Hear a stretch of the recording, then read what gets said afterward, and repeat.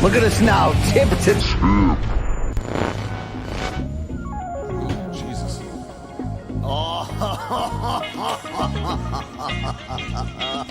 Start the morning combat. Do you want a margarita? Yes! My God! To us, doing what we love. But it's time to bang.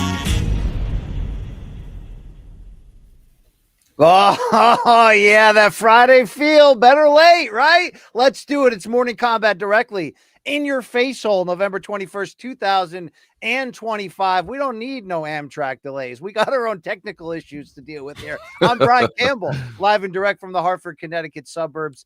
The BDB, the guy, the dude. Next to me, though, the lumberjack is back. Yes, it's Luke Thomas. Of Washington, D.C. fame, who's down to one shirt, but it's a great one. Yeah, I wore this on my live chat yesterday, but the truth is I've never had a Carhartt shirt before. I just bought one because it was real thick, and I was at Dick's Sporting Goods trying to get something.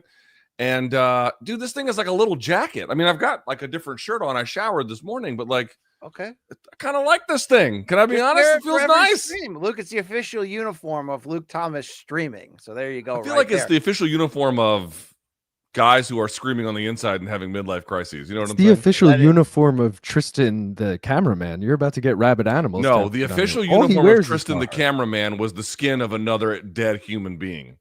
That's actually... That man has put the lotion in the basket a few times. Hey, today's episode of this fantastic combat sports program is presented by DraftKings. Hey, DraftKings, the crown is yours. Shout out to everybody watching on the DraftKings network. Shout out to all you YouTube watchers live. And of course, the divorced dads on the audio only vibe. Stay with it. Stay in shape. Get back in the game. All righty then. Please like and subscribe to this show. It's been here a long time and it's going to keep jamming. Okay, Tui? We are here to bang indeed. You can follow our YouTube channels, including some that are rather inactive, but we'll see what happens there. And also, you heard his voice earlier. A quick hello to the third member of the team, a bong enthusiast, producer, director, son of a horned Aussie. Yeah, it's Long Island Luke Nocita. And Luke, great to see you. What about this main card minute prop quiz Season 2 championship? When do we get to see who's going to face off with the BC? It's going down in roughly 2 hours, 15 minutes-ish, 1:30 p.m. Eastern time. Jose Youngs, Ben the Bane Davis. Winner gets $100. Winner faces you next week, BC. So We're hyped for it. Great matchup. Tune in. Does it, Luke Thomas? You know the pedigree of those two. They're new school prop quiz champions where I was old school. Doesn't this feel a little bit like I'm Hoist Gracie and they're Matt Hughes, and I'm coming back? Sounds to me like you feel that way. I mean, Luke, I've pulled an upset or two before. I don't know if you remember when we won the World MMA Award. I watched Jeopardy almost every day, or most days anyway. And yesterday was one of those rare events where all three contestants got the final Jeopardy wrong. So that was very Rain Man of you, Luke. I support that. Wapner on after or what? Wapner. You know, it's kind of funny. I put on Jeopardy yesterday and my daughter goes, "Dad, why are you watching Jeopardy?" And I'm like, "Because I like it." And she goes, "Yeah, but it's boring." Yeah. I was like, well, it's probably why I like it, actually. It was ground-based MMA, Luke, but we're still here, okay? War Islam. Let's go. Yes, thank you very much. Yeah. That's all right. I'm sure that we've got a great show for you today as we set the stage for really a loaded combat Saturday from the standpoint of UFC Qatar, with a main and co-main that you just can't miss in the lightweight and welterweight divisions. And how about Turkey Al-Sheikh, Saudi Arabia? We're back in Riyadh with the Ring 4 card, which gives us David Benavidez, Devin Haney, Bam Rodriguez, and a few others, and some really big fight. Look, you got to say about old Versace Reno and the team over there. They're not always there when you call, but they're on time with this card. It's deep, and we need it in boxing right now. Card is pretty great, actually. The only thing that's kind of interesting is, one, regrettably, I get it. They're paying the bill because they're paying the bill. He who pays the piper calls the tune, as my dad liked to say when I was growing up. Oh, yeah. So the fights are in Saudi Arabia, which we get. I don't know how great that is for the American market, but whatever. Putting that aside, the one thing that I do think is noticeable, BC, very quickly on this, wouldn't you agree, based on what people are talking about related to this card, Haney and Norman is the real main event. It's not the actual main event, but it's the real main event. No? It's like a virtual pick'em still. Oh God, it's such a great fight. It's such a great fight. Yes, unbeaten versus unbeaten because the Ryan Garcia fight doesn't count. Yes, main event I'm into. It's going to be a banger. The undercard fights are great, but you're right. I'm here Saturday. Of all the fights Saturday, of all of them, including a Belal Muhammad, Ian Garry fight that I cannot wait for, I'm most excited about Norman Haney. No doubt about it. We'll talk about this later. I'm also kind of low-key excited to see what Bam looks like. But other than that, yeah. Opponent in Puma Martinez. And don't forget about Benavidez and Yarde. They're going to bang, Luke. They're going to bang. They're going to bang. They're going to bang. We're going to see what happens. I think Yarde's going to have some trouble, but we'll see. All right. We'll get into all that. The latest news as well. No John Jones talk today. So that's good, right? I can't do it anymore. I can't. By the way, have you noticed how he goes on like these podcasts that you've never heard of in your life? Yeah, it's kind of interesting how he ends up there and like not the other conventional. And explains places. How he fumbled the bag, but it wasn't his fault. It's interesting. He meant, dude. You understand? It's 3-dimensional chess, brother. Yes, it is. He's trying to walk away from 30 million, even though he said he wanted "fuck you" money because he's going to add to that legacy with Poetan. I don't know. I'm just here. I just work here. But in the famous words of Habib Nurmagomedov. Who cares, brother? Who cares? Number one bullshit. Yeah. I love that shit. All right. Shout out to everybody. Let's go. Let's get into the show. It's going to start right here with topic number 1. We're back. UFC Fight Night, but it's a very, very good card in Qatar, the former residence of a very young Luke Thomas, and this road to Qatar in a UFC Qatar, or however you pronounce it, preview. I'll tell you, it's brought to you by Total Wireless, the official wireless provider of UFC.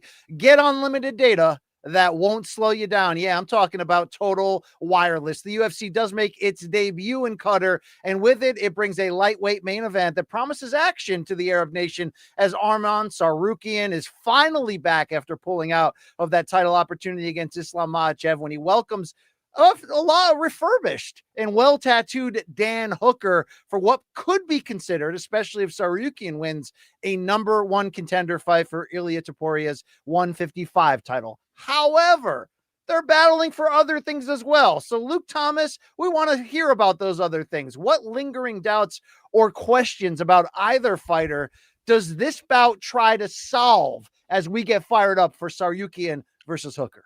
Did you see the ceremonial weigh-in face-off between these two? I did not yet. No. Tsarukyan headbutted him. And the reason why I bring this up is I don't think anything in the end happened. He didn't cut him. He didn't break his face. It wasn't hard enough to do that, although with a guy like Hooker who has pretty considerable scar tissue, just an incredibly boneheaded move by Tsarukyan. Again, I don't think anything bad necessarily happened to the point where the bout is in jeopardy. But of course, you risk the bout being in jeopardy by doing things like that. And the reason why I mentioned is because it feels to me like people kind of know that Tsarukyan may be that guy, but he is also in a bit of a probationary period in his career. He was supposed to fight Islam Makhachev, the beginning of this year. Correct me if I'm wrong, BC. January of 2025. That falls through because of a reported back injury. Some folks thought it was the weight cut. He comes back a few months ago, previous to this present date, and he was able to be the backup for a lightweight contest and made weight. I believe this was maybe the fight between Ilya and Charles Oliveira. And he did that He did that no problem. But nevertheless, there are lingering doubts about him, is he really... It's a 19-month layoff, Luke. 19 months, dude. Yeah, 19. 19-month layoff. It's been, an extremely long time. And so the point I'm trying to make here is people kind of know that he looks like a physical beast. He gave Islam a bit of a tough fight in his UFC debut and has looked very, very good. But at the same time, the fight against Charles Oliveira, he won fair and square, but it was a bit of a dull contest, although he proved something. But nevertheless, they're waiting for this guy to get over the hump. They're waiting for this guy to be like, consensus, here we go. And you could have maybe said he was that guy after the Dariush fight, but I think that win, not that it's aged badly, but there's a question now about the significance of what that means. The huge layoff is here. He completely fell apart at the finish line, and maybe for good reasons, but he fell apart at the finish line against Islam. And there's kind of this sense of like, is this guy really does he have things dialed in, ready to make a move at the top of this division? I'm not saying that headbutting Dan Hooker doesn't tell us or tells us that we can't get to that place. What I'm saying is stupid in its own right to do something like that, and seems like just not understanding. The UFC seemed very upset with him that he pulled out of that fight against Islam, whether they should or they shouldn't. They are key masters. Just understanding what the moment is and how you're being perceived, kind of important. The headbutting at the face-off didn't fill me with great confidence. On the Hooker side, BC, this was a guy who, if you had told me, oh, he's going to face a wrestler even up to a year ago, I'd have been like, well, foregone conclusion about what's going to happen here. And if you look at the odds, I don't know what DraftKings has him as at the present moment, but I can tell you. Yeah, what are they? Me here. Tsarukyan is a minus 650 favorite against the plus 470 Hooker. Fair enough. I'll wrap this up. The point is, he's a substantial favorite, Tsarukyan. But in the case of Hooker, really performed in ways I didn't think possible against Mateusz Gamrot. Don't want to play MMA math, but he's got to win over Arman Tsarukyan and certainly has a very similar fight style. And so there's this question of, at 35, can Hooker, who appears to still be skill building in some of the areas we see that have been deficient in his game, can he do that again when the stakes are even higher? Can he actually get to a point where he beats two of the very best wrestlers in this division en route to a title shot at 35? In a sense, he's halfway there.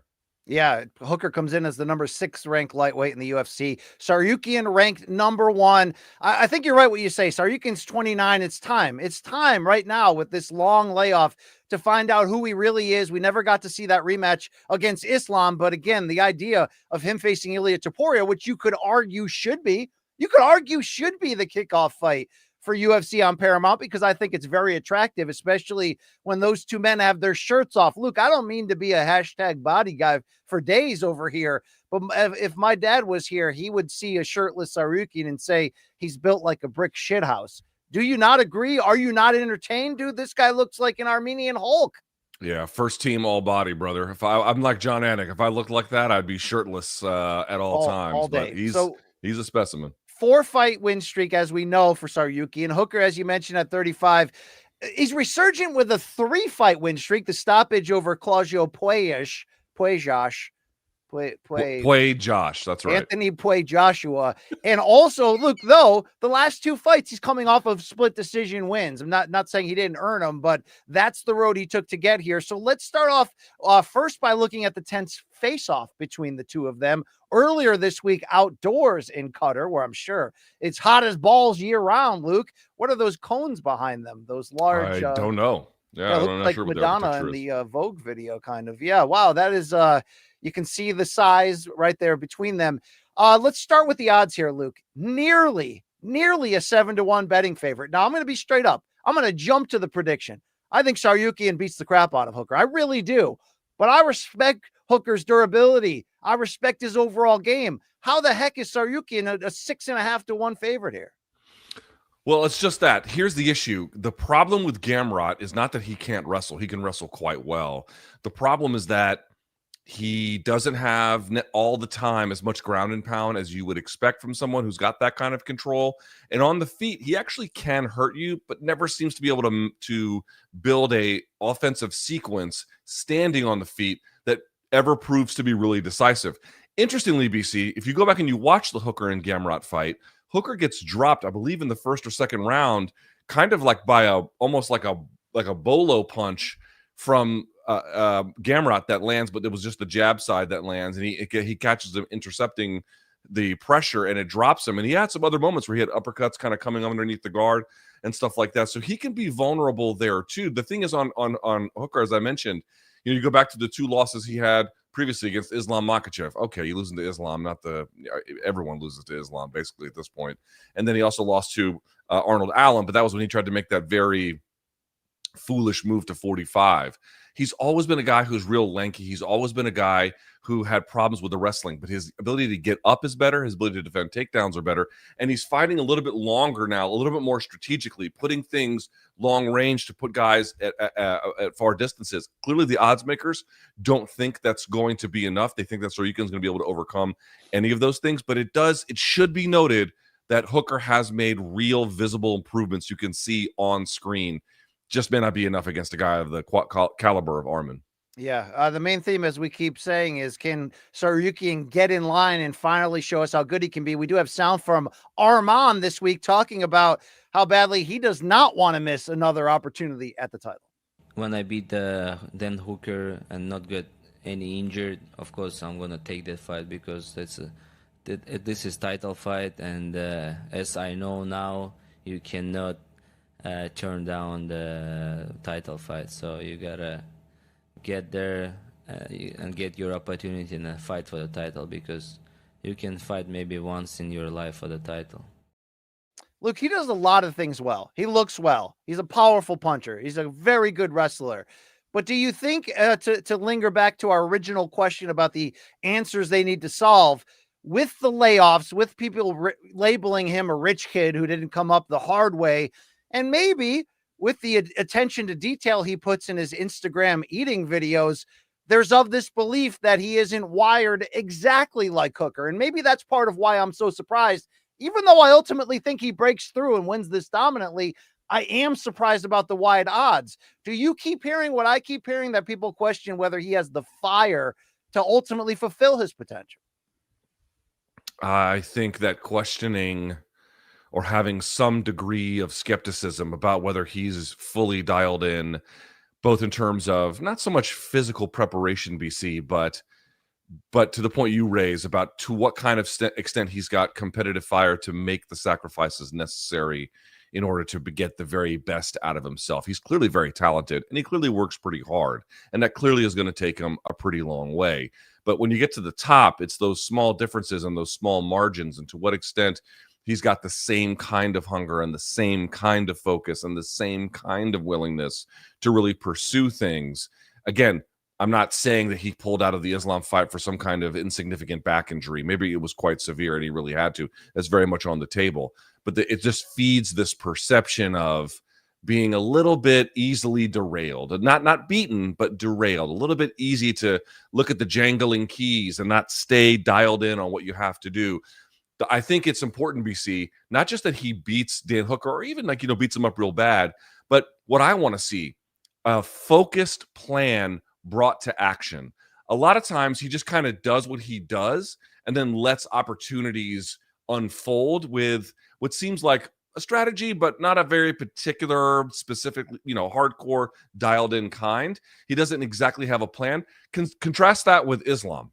Granted, Islam's the very best in the world, but he's got an extremely methodical game plan, and every little piece of it and every little assignment, he knows exactly where he has to be. That's a high standard, but think about the mindset, and think about the mindset you have to even pull off something like that.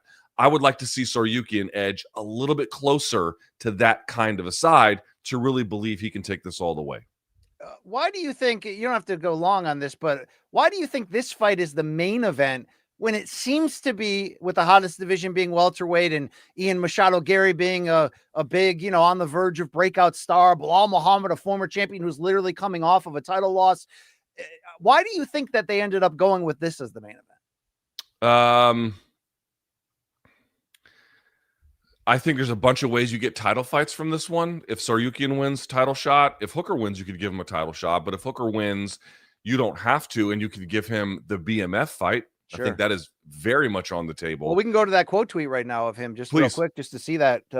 If you can throw that up. Here's a here's a quote from Hooker that says, "I beat Arman. I can walk in, fight for the BMF title or the undisputed title. Considering he's ranked 6th, I mean, this would be a huge win." Right.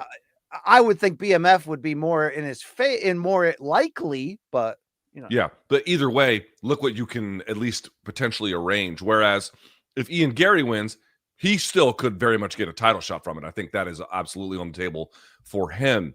For Belal Muhammad, if he beats Garry, maybe he gets back to a title shot. But if it's Islam, I don't know how that works. I don't know if they would even allow it. More to the point, do I really believe that the UFC is going to promotionally favor Belal Muhammad over Kamaru Usman?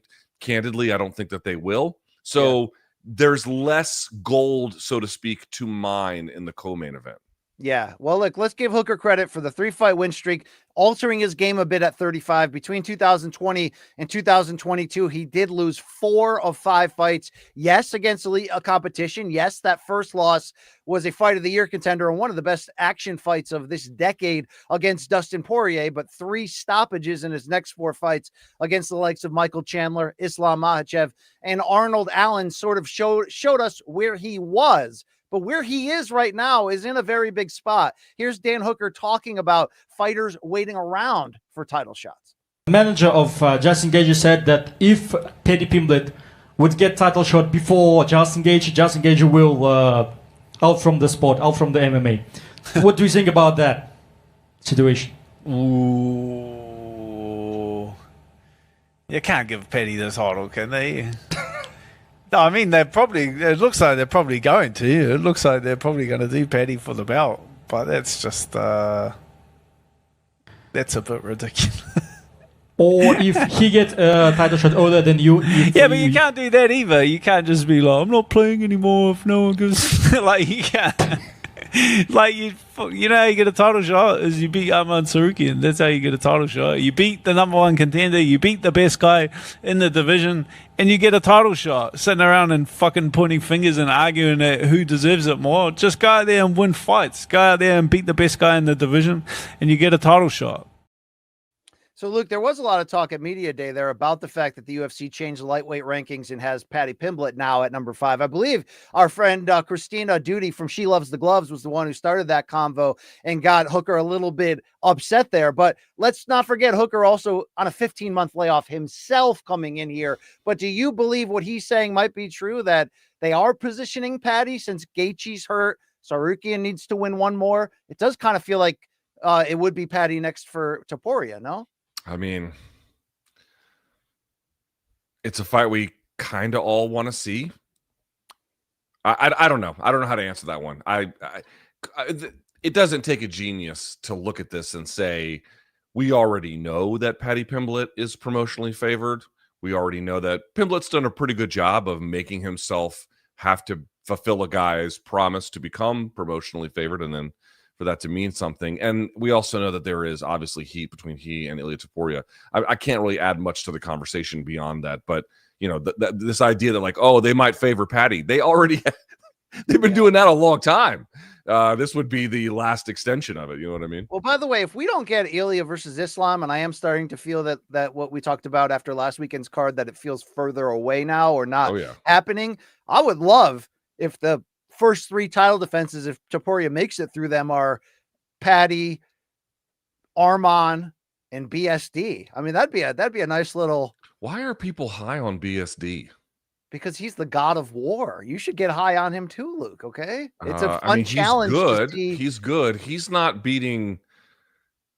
I mean, right, okay, but let me tell it like this: you're of the belief, and I'm not saying you're wrong, and you said it on Monday's show, that Ilia should not ever go up to 170 and fight Islam. That gap is too much size-wise, wrestling-wise. And we can say the only lightweight fight we've seen on the title level from Ilia is the title win over Oliveira, but didn't it look early like Oliveira's size was a problem? These are full-fledged action, tough as shit lightweights. I want to see the challenge that BSD would give Ilia. Fine, that's a fair argument. Well, not the Charles Oliveira one. He didn't appear overly strong to me relative to Ilia, but in the beginning, he was having a little bit. But what I would say is, to the point where you raise like fighting true big lightweights, like guys like BSD, should he sufficiently climb the ladder? Totally fine, fair. That's much more competitive, and I think almost actually to a degree, you know, number 1 versus number 2 pound for pound MMA is always going to be the most important, but relevant and interesting because it's actually competitive. The former than the latter. All right, let's get the betting take here from one Long Island Luke main card minute Nosita. We mentioned those wide odds, plus 470 on Hooker. Are you taking them odds? No, I mentioned to Luke, I took Arman in a parlay. I think he wins this. I think every it goes the answer distance. from you is I got this guy in a parlay. Tell the people how to bet this fight. Let's All go. right. Well, so what I did throw down on this fight, which is plus money right now, is the Dan Hooker plus 13.5 spread. It's plus 140. So if it goes the distance, one judge needs to give him 1 round. I think Very that's totally possible reasonable. for 5 rounds.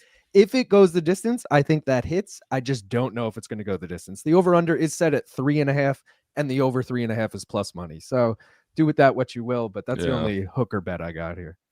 All right, Luke, you haven't bet on a hooker since that time you said no to the Osborne train. And I think that was a good bet. Okay, I think that's a very good bet.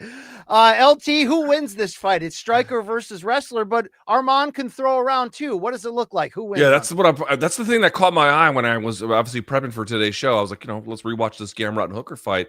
And Gamrot was landing on Hooker several times, hurting him several times. Well, some more than others, but clearly having an effect. Busted his face up a little bit.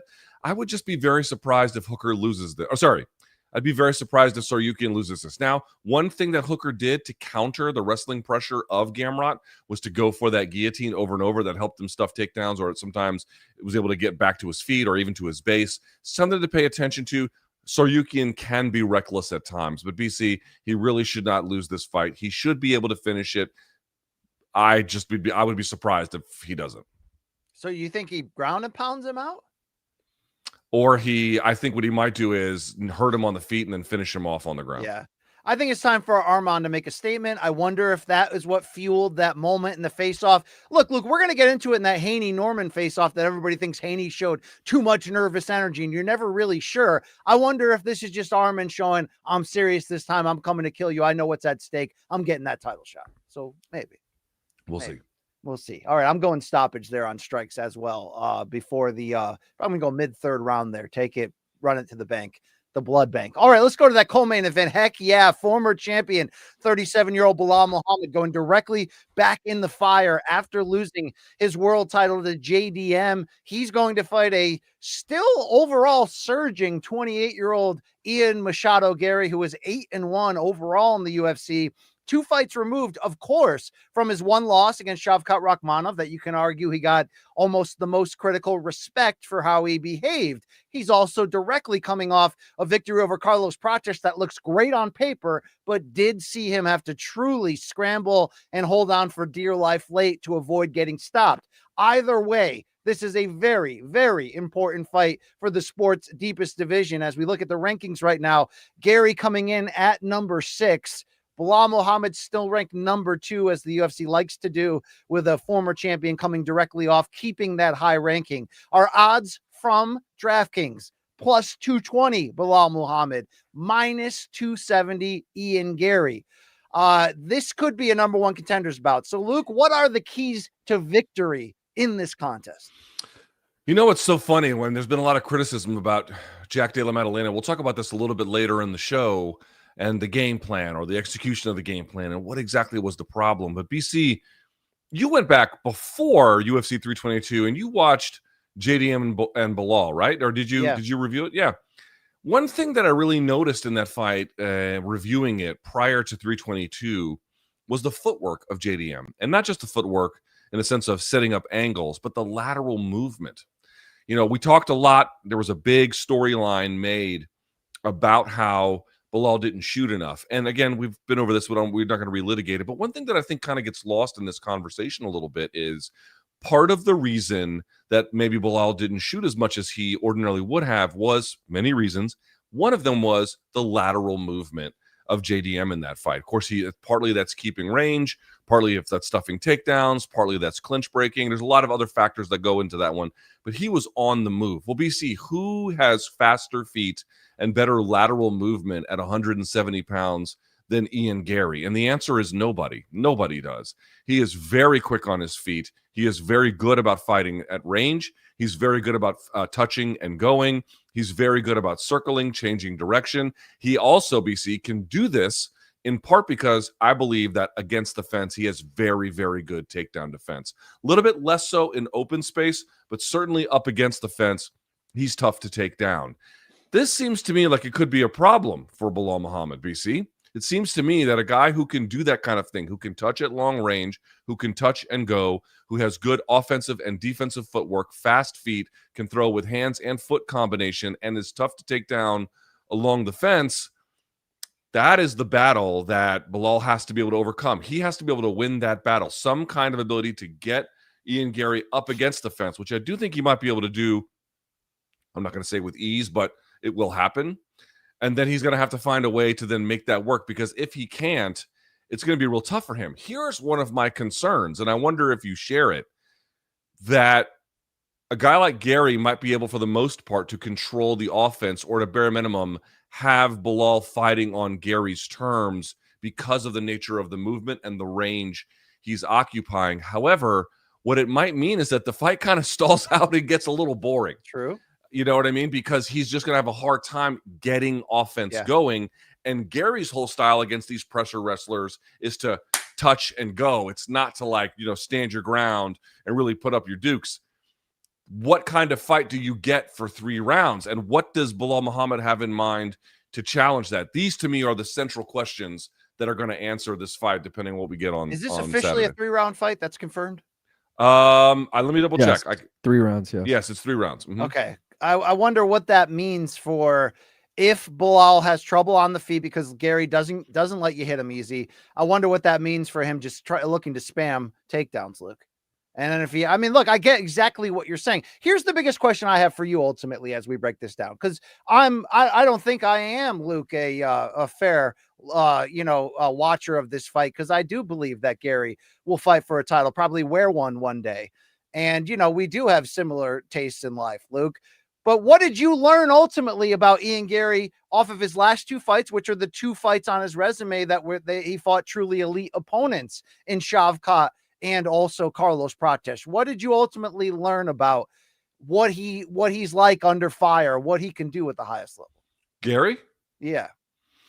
Kind of what I mentioned. I think that he understands his body type. He has and his athletic type, and he's got a style that naturally that is, I would say, built off of that, which I do think is going to carry him pretty far. If you're fighting a style that really caters to your athletic skills and your gifts, as well as they work together. He's building an offense based on what he should be building an offense of. You might ask for it to be more potent. Not everyone can have the punching power of Carlos Prates. But what I would say is, BC, this is the biggest problem I've had with him, and I've mentioned this a number of times. I mean, for example, even though he lost to Shavkat Rakhmonov, you consider where that fight ended, where Gary's on his back, but he can't quite get the job done. And he was able to, by the way, to also get MVPs back early in that fight without much resistance. He is very, very skilled and technical, both on the defensive side and sometimes even on the offensive side, especially as it pertains to getting quick attacks from the back and dominant positioning.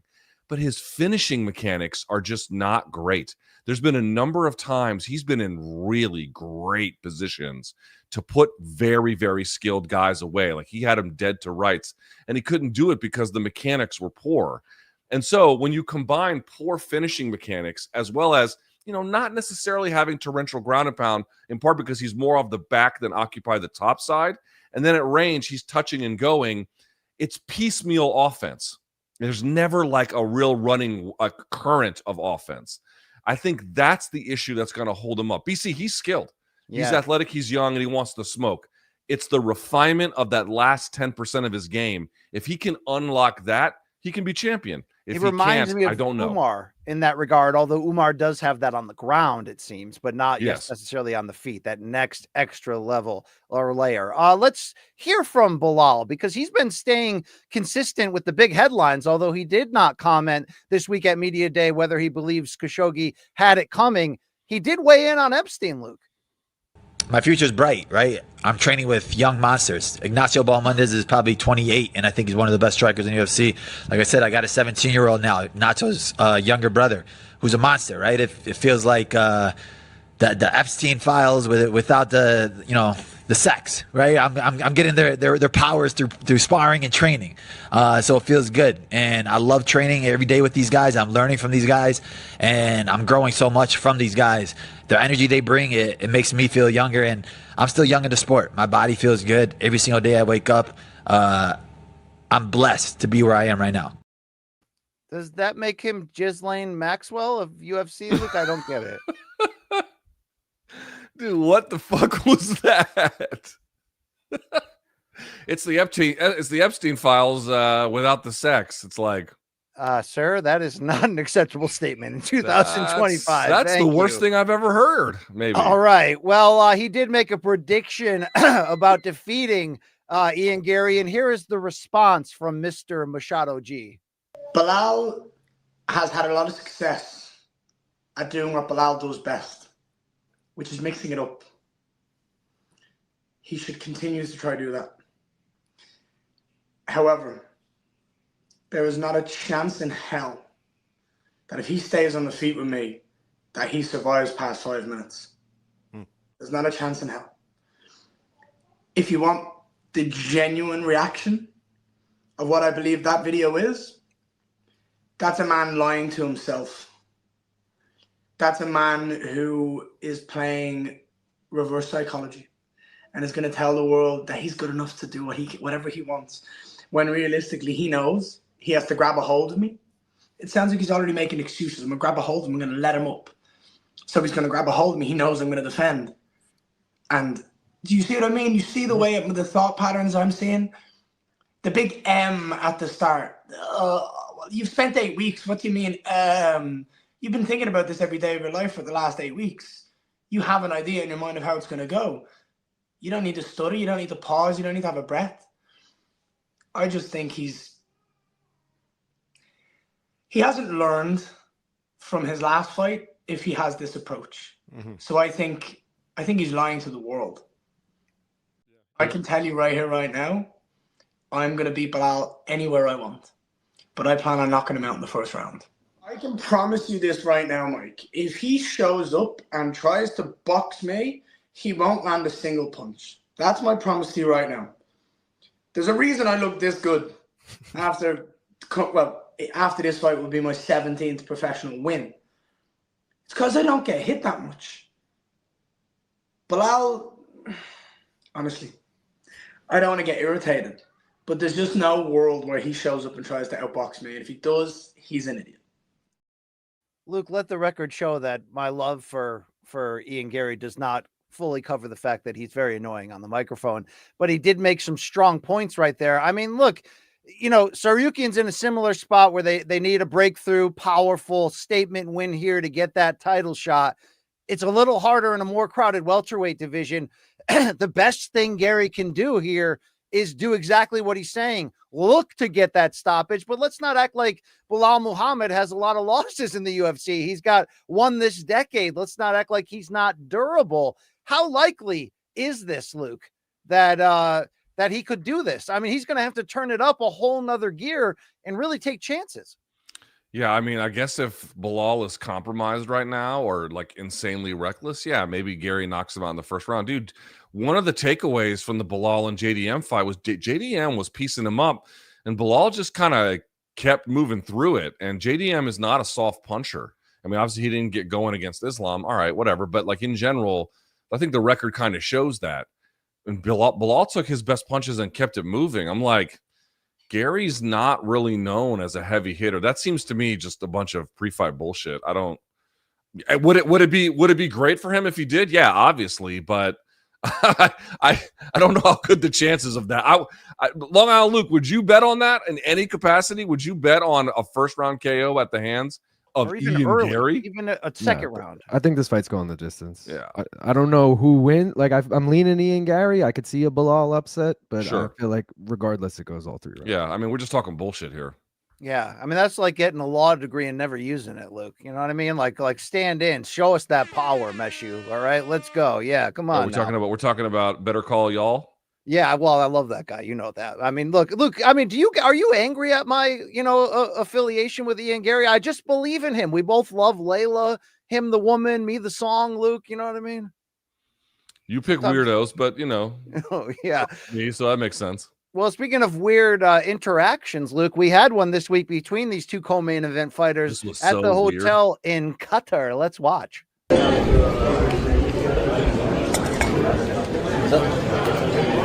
Those things. Good. Chill. Good. Enjoy your finish. Want to come say hello. How are you? So you good? You know there's no malintentions. It's like have a great week. Okay, that was a little weird. All right. Belal didn't want to do it. He was like, Luke, what does Belal need to do in this fight? Because he's at an interesting crossroad. Like, his record's great. The run he went on to win a title, I never believed him along the journey, and look where he got. I give him so much credit. But he's 37, and if he gets a second straight loss against an elite foe, we're talking probably about the twilight of his run here. What does he need to do to get a very important victory to hold serve atop this division? I honestly feel like, again, very easy for me to say, oh, add wrinkles to your game at age 37, but I really do believe it's kind of necessary. I believe that if he could really meaningfully add what they call, well, there's different names for it, but the ability to do effective clinch work up against the fence. Not so much. I mean, you have to mix in takedown attempts. That'd be part of it. You could add some judo in there to what the Dagestanis do, where they switch between, different kinds of universes of takedowns. I mean, that'd be one thing. But the other part too is just kind of mauling a guy up against the fence. If you're going to be able to get a guy there and the takedown's not there, then you have to have a second answer, right? So the second answer would be either change the way you do the takedowns by adding these other wrinkles to it, like the Justin Flores style of what he calls wall waza. That'd be one route you could take, or the other one would be to really begin to rough people up along that space. Like, you just have to go, you have to have offense where the fight's going to go. And yes, you can try and make it go to a certain place where you have offense, but you have to have a secondary gear to hit in the event that's not possible. And I know he's trying to use his hands at distance, but the reality with Ian Garry is he's going to be on the move. So you have to have one where it's a little bit more of control of him, an underhook, head pressure. He's being held and then being able to start working something a little bit more particular. I think these are the kinds of things that are going to really give him an extra edge. But that's, 15 minutes is not a lot of time against an opponent of this quality who's got this kind of movement. It's a tough fight for Belal. I think it can be done, certainly. I mean, if he gets the takedown, it can definitely be done. But if it can't, it's possible still. But this is, to me, the point of friction. Yeah, look, I think that what you teased earlier, the idea that this could be a boring tactical fight, not even a technical thriller, Luke, more of just, Garry controls the striking action, mitigates the times he's on his back. Look, he's a large welterweight. These certain skills, he's very good at preventing you from having great success against him, from taking over the terms of the fight against him. I think this is a win for Garry. I don't see the breakthrough finish. It's been a long time since he head kicked D-Rod, especially at this elite level. Is a decision win, even if it's wide, is a decision win enough to crack the code in this larger title picture? Because I don't know, for some reason, after Saturday, when the name Kamaru Usman got thrown around, I was like, I don't love it, but I get it. The further we get away from that fight, I hate it now. I don't want Kamaru in there against Islam. Not after coming off of this breakthrough win, best fighter in the sport. Look, I'll always get it, Luke, but I don't think the Buckley win should be the free pass to get here. Kamaru is 38. Can Garry do this without a breakthrough early stoppage where he gets on the mic and does some quasi McGregor shit? I don't know. I don't have a strong beat on that. Do you? Yeah. I don't think. I mean, no. There's a lot of options. Luke, you got Morales, you got Protest. There's a lot the UFC can do here. With considering that, I don't want Usman anymore, Luke. Don't do it to me. Well, I mean, I agree. But the UFC might want it, in which case it doesn't really matter what we say, Yeah. All right. Here's the final word from Garry about what he's ultimately going to do to Belal. Belal Muhammad is a perfect example for me to go out and show the world how talented I am. I'm going to break him. My goal on Saturday night is to make it undeniable that I'm the greatest welterweight walking the planet right now. Belal Muhammad is a perfect example for me to go out and show the world how talented I am. I just don't see him lasting very long. I just don't see it. The way I'm hitting, the way I'm moving, the power, the vision, the speed. I'm going to break him. He likes to talk about being... Belal's biggest strength is he's tough and he's durable and he likes to get in people's face. He's not going to get in my face. He's going to be kept at a range and I'm going to ping the mouth off him and bust his face open, and eventually he's going to look for an easy way out and I'm going to give it to him. It's going to be my left or my right hand, landing on his chin and put him to sleep. I mean, he's saying the right things, Luke. I mean, it sounds nice. And listen, deliver it now. Deliver it. If he does that, I mean, he's off to the races. I just need to see something like that first. I'm going to go Gary by decision. I feel like you're doing the same. Same. I'll do exactly the same. Yep. All right. This is for a fight night card. We got some things to talk about. I like this card, Luke. What else are you loving? What are you loving on this card? Well, there's actually quite a bit on this card. I'm not super high on the Oezdemir Menifield fight, in part because Oezdemir I think has been good, but I don't know if we're getting the best of him anymore. Menifield is an interesting athlete, but a little bit of a donkerson. Let's start with the interesting fights. Jack Hermansson down at welterweight against Mike Tebek or Mick Tebek Oralby, a former lightweight. So we have a former middleweight and a former lightweight meeting in the middle at 170. A super strange fight. Oralby, an absolute hammer, who came off that nice win over Tafik Musayev, where he got, I think, the Kimura, if I'm not mistaken. Yes, that's right. So that was a nice win. Obviously, he had the blood and guts fight with Rombechki, which was just insane. I don't know what it means for him to go to 70. I think he needs to, obviously, because of some of the weight cutting issues, but nevertheless, a strange one. I don't know what you're going to get with Jack Hermansson drained down to 70. 37 years old. 37 years old. He's going to cut down. Do you know he's alternated wins and losses for 10 straight fights?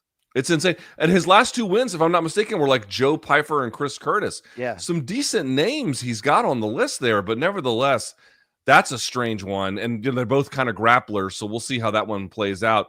BC, we have to say, what was it, 48 hours notice or something?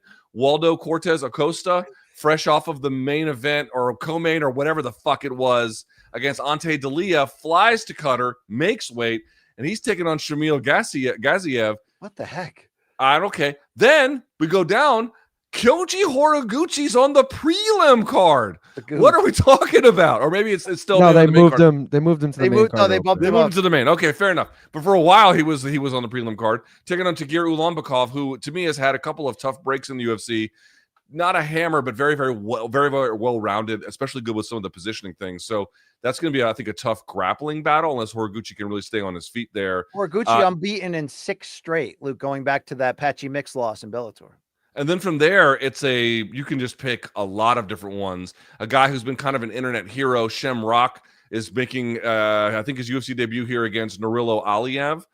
That's a fun one. Bekzat Almakhan taking on Alexandre Topuria. That's going to be Ilya's younger brother. Yes. Dude, up and down this card, this is not an ordinary fight night, right? It's the first time in this country, so they're bringing a bit of a heavy dose. This is like not a pay-per-view, but it's not exactly just, we're in Atlanta this weekend. No, it's something, one of those in-between ones. It's a very, very good card. Long Island Luke, let's talk from either a betting or just from a this man lives for the prelims standpoint.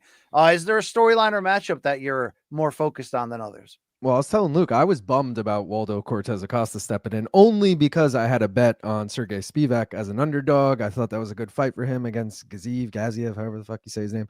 The fight they bumped to the prelims to put Horiguchi on the main, Alex Perez, Asu Almabayev. If you guys remember, Asu Almabayev was my dark horse of 2025. Not the greatest year, but I need a dub from him here to solidify his spot in the top 15. Other than that, there's some great not local, but middle, whatever you want to call it, guys. Yakyaev, this guy's like the biggest favorite on the card. He's like minus 1,300. There's this other guy fighting Nicholas Dalby, Izaka Miyaya. I don't know, man. There's a lot of boy, Asu Almabayev. You love that guy. Yeah, I just said that guy. That's I'm saying, like, this is great for you. That's my boy. Either way, dude, I know we're coming off 322, one of the best cards of the year, but this is like one of the best fight nights of the year too. This is pretty damn good. Totally. All right. It all goes down in the also. I'll be doing a watch along and post fight show for this one tomorrow. Excellent. Long Island Luke, can we see you tomorrow on this? Yeah, full card, baby. 10 a.m. Eastern. Oh my early God. Start. Leave the women and children behind for this one. Wow. It'll take place in the city of Al Raizan, Qatar, inside the venue known as Ali bin Hamad Al Attiyah Arena. This is a suburb or just outside like the outskirts of Doha. So it's basically Luke, Doha. Did you live near that arena when you lived? I don't know. I'm not sure where we lived when we lived in Doha, but yeah. Are there pictures of you in Qatar? Yes. Oh, wow. A young LT. You were probably like a 38-pound baby at that point, right? Just like. Yeah, I'm not sure how, because was born in India, then we spent some time in Japan, and then we went to Doha. So it was a little while. I'm going to guess 15 pounds. When I was born? Yeah. No, 10 and some change, but still pretty big.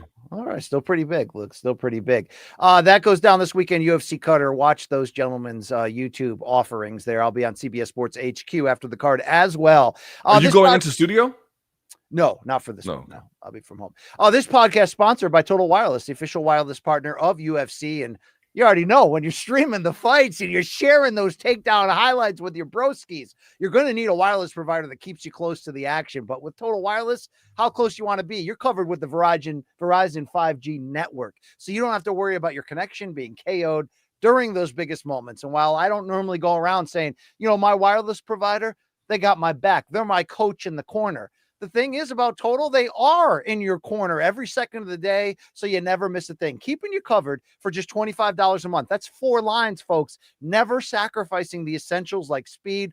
And with Total, you get unlimited 5G data, so you can stay ahead of the action. Total Wireless also understands those shots you don't see coming, those are the KO shots. So why don't you lock in your price, guaranteed, for 5 years, taxes and fees included. The best fighters don't make it to the top without that all-in support behind the scenes. So why don't you find out what Total Wireless can do for you? Visit your local Total Wireless store or head to totalwireless.com, and you can find out if Total is perfect to be in your corner. I'm going to tell you right now they are. In fact, 5G access requires a 5G capable device on a 5G service area. Monthly rate on the Total Base 5G Unlimited plan for new subscribers applies only to the monthly rate for your plan. Additional terms apply. Hey, see the website for more details. Topic number 2 time, UFC Qatar.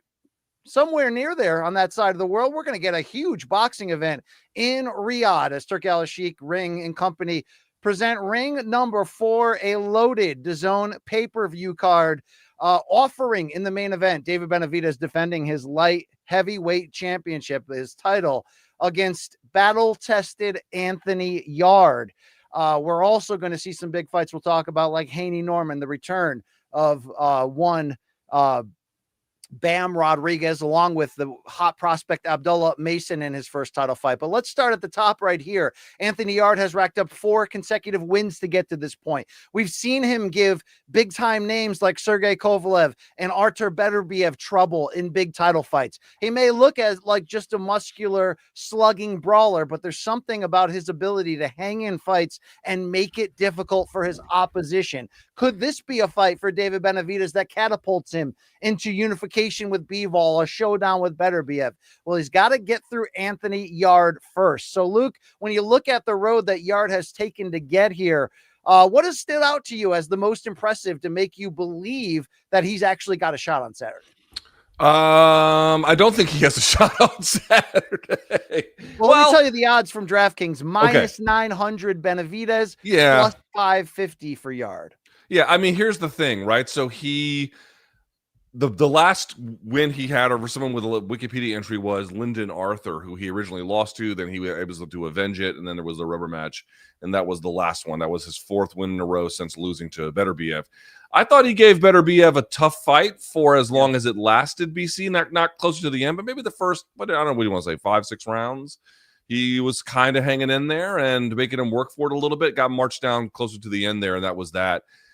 I just feel like Benavidez is in a bit of a different category. I think the thing that I'm looking at, BC, is less about, who's going to have the better gas tank down the stretch. I think it's going to be Benavidez. Who's got the better, I should say, who has fewer miles on them. Yarde has kind of, no pun intended, BC, has kind of been through the hard yards in his career a little bit more to this point. I think you mentioned this already, but Yarde is what? How old is he?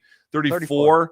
Right. And I think he's not over the hill, but, he's been in some real tough outings during the course of his run in a way that Benavidez hasn't really. Benavidez has done a lot more dealing and has had a lot, I think, fewer pressure situations that have been put on him. I think that's part of it. I think the hand speed for Benavidez and the combination punching is simply going to be too much. But the issue with Yarde is he is big. He's hugely muscular. He looks like a bodybuilder and in boxing clothing, so to speak. And I do think can punch, and it certainly has great experience, BC. And I think these are the things they're going to have to make Benavidez work for it, especially because there's been a little bit of a concern about whether or not Benavidez has punching power that's really substantial in this weight class. He throws with enough volume and in enough combination where he gets guys to just kind of try to find an umbrella under the rain. But it looks like he might be lacking a little bit at 75 BC. At least there's been some suspicions that he doesn't have the same kind of punching power as he did, back at 68. And when you get a guy like Yarde, who is especially big for this weight class, there might be some buffering in that particular space where, we don't really know what the answer is, but could Yarde hang on underneath and then, find big opportunities? Certainly seems possible. Not very likely in my estimation, but I think this might be some of the places where it's either won or lost. I'll give you that. I really think the co-main event is the main event, or the people's main event, as Ariel likes to say. I think this main event is going to be fun. The Benavidez Yarde. I think it's going to tell us things like you mentioned about Benavidez at light heavyweight. Remember, he does have 2 impressive wins in this division, but one came against a former champion. What was that guy's name, Luke? Just fell off the side of my head. Who? The guy he beat in the PBC card to Vosdick.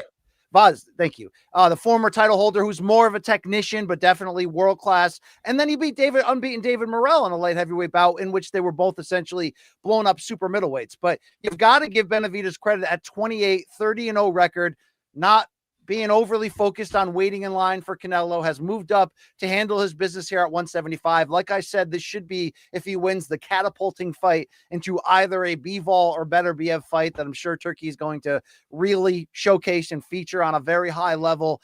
But we do need to see him against a legitimate physical light heavyweight, and that's what Yarde is. I think the problem with Yarde, despite his 27-3 record, and despite the fact that he did give, like we mentioned, Kovalev and Beterbiev trouble, is he doesn't have a signature win. I mean, that Lyndon Arthur win was a rematch of a split decision loss. He doesn't have a breakthrough win around that. He's really built his reputation on a world level for what he's done in defeat by being durable and by staying dangerous with the power. But that is a test we need to see Benavidez pass. So let's see the two of these guys show off at a workout so you can see what you're looking at there. There's Benavidez, who, Luke, don't forget, he said he's going to move it to cruiserweight and then heavyweight before long. So we don't know how much longer we're going to see him at light heavyweight.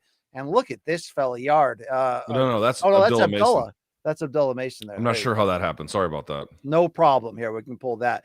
But speaking of Canelo, who, let's be fair about breaking news here, Luke, it was reported today that Canelo has said he wants a rematch with Terrence Crawford and that they were currently negotiating that for a 2026 super fight. You'd have to guess it would be on Netflix. He believes he could get, he's felt the same way when he lost to Bivol, by the way. Here is Jose Benavidez Sr., the father, trainer, manager of Benavidez, talking about Canelo's ducking.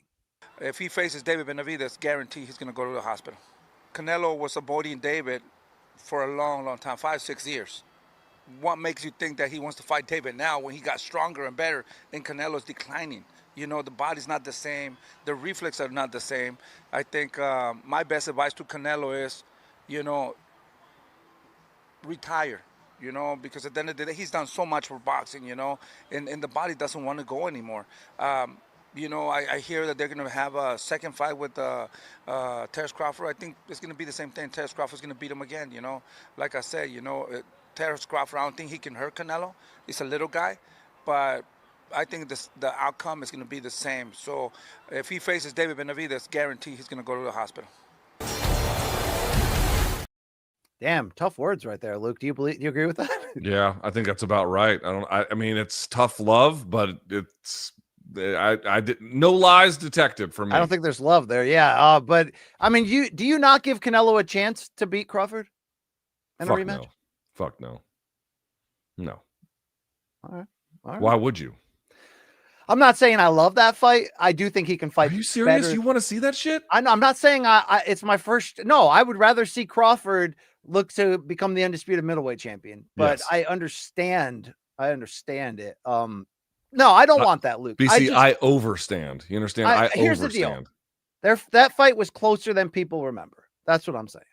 Okay. On the judges' scorecards, not in actuality.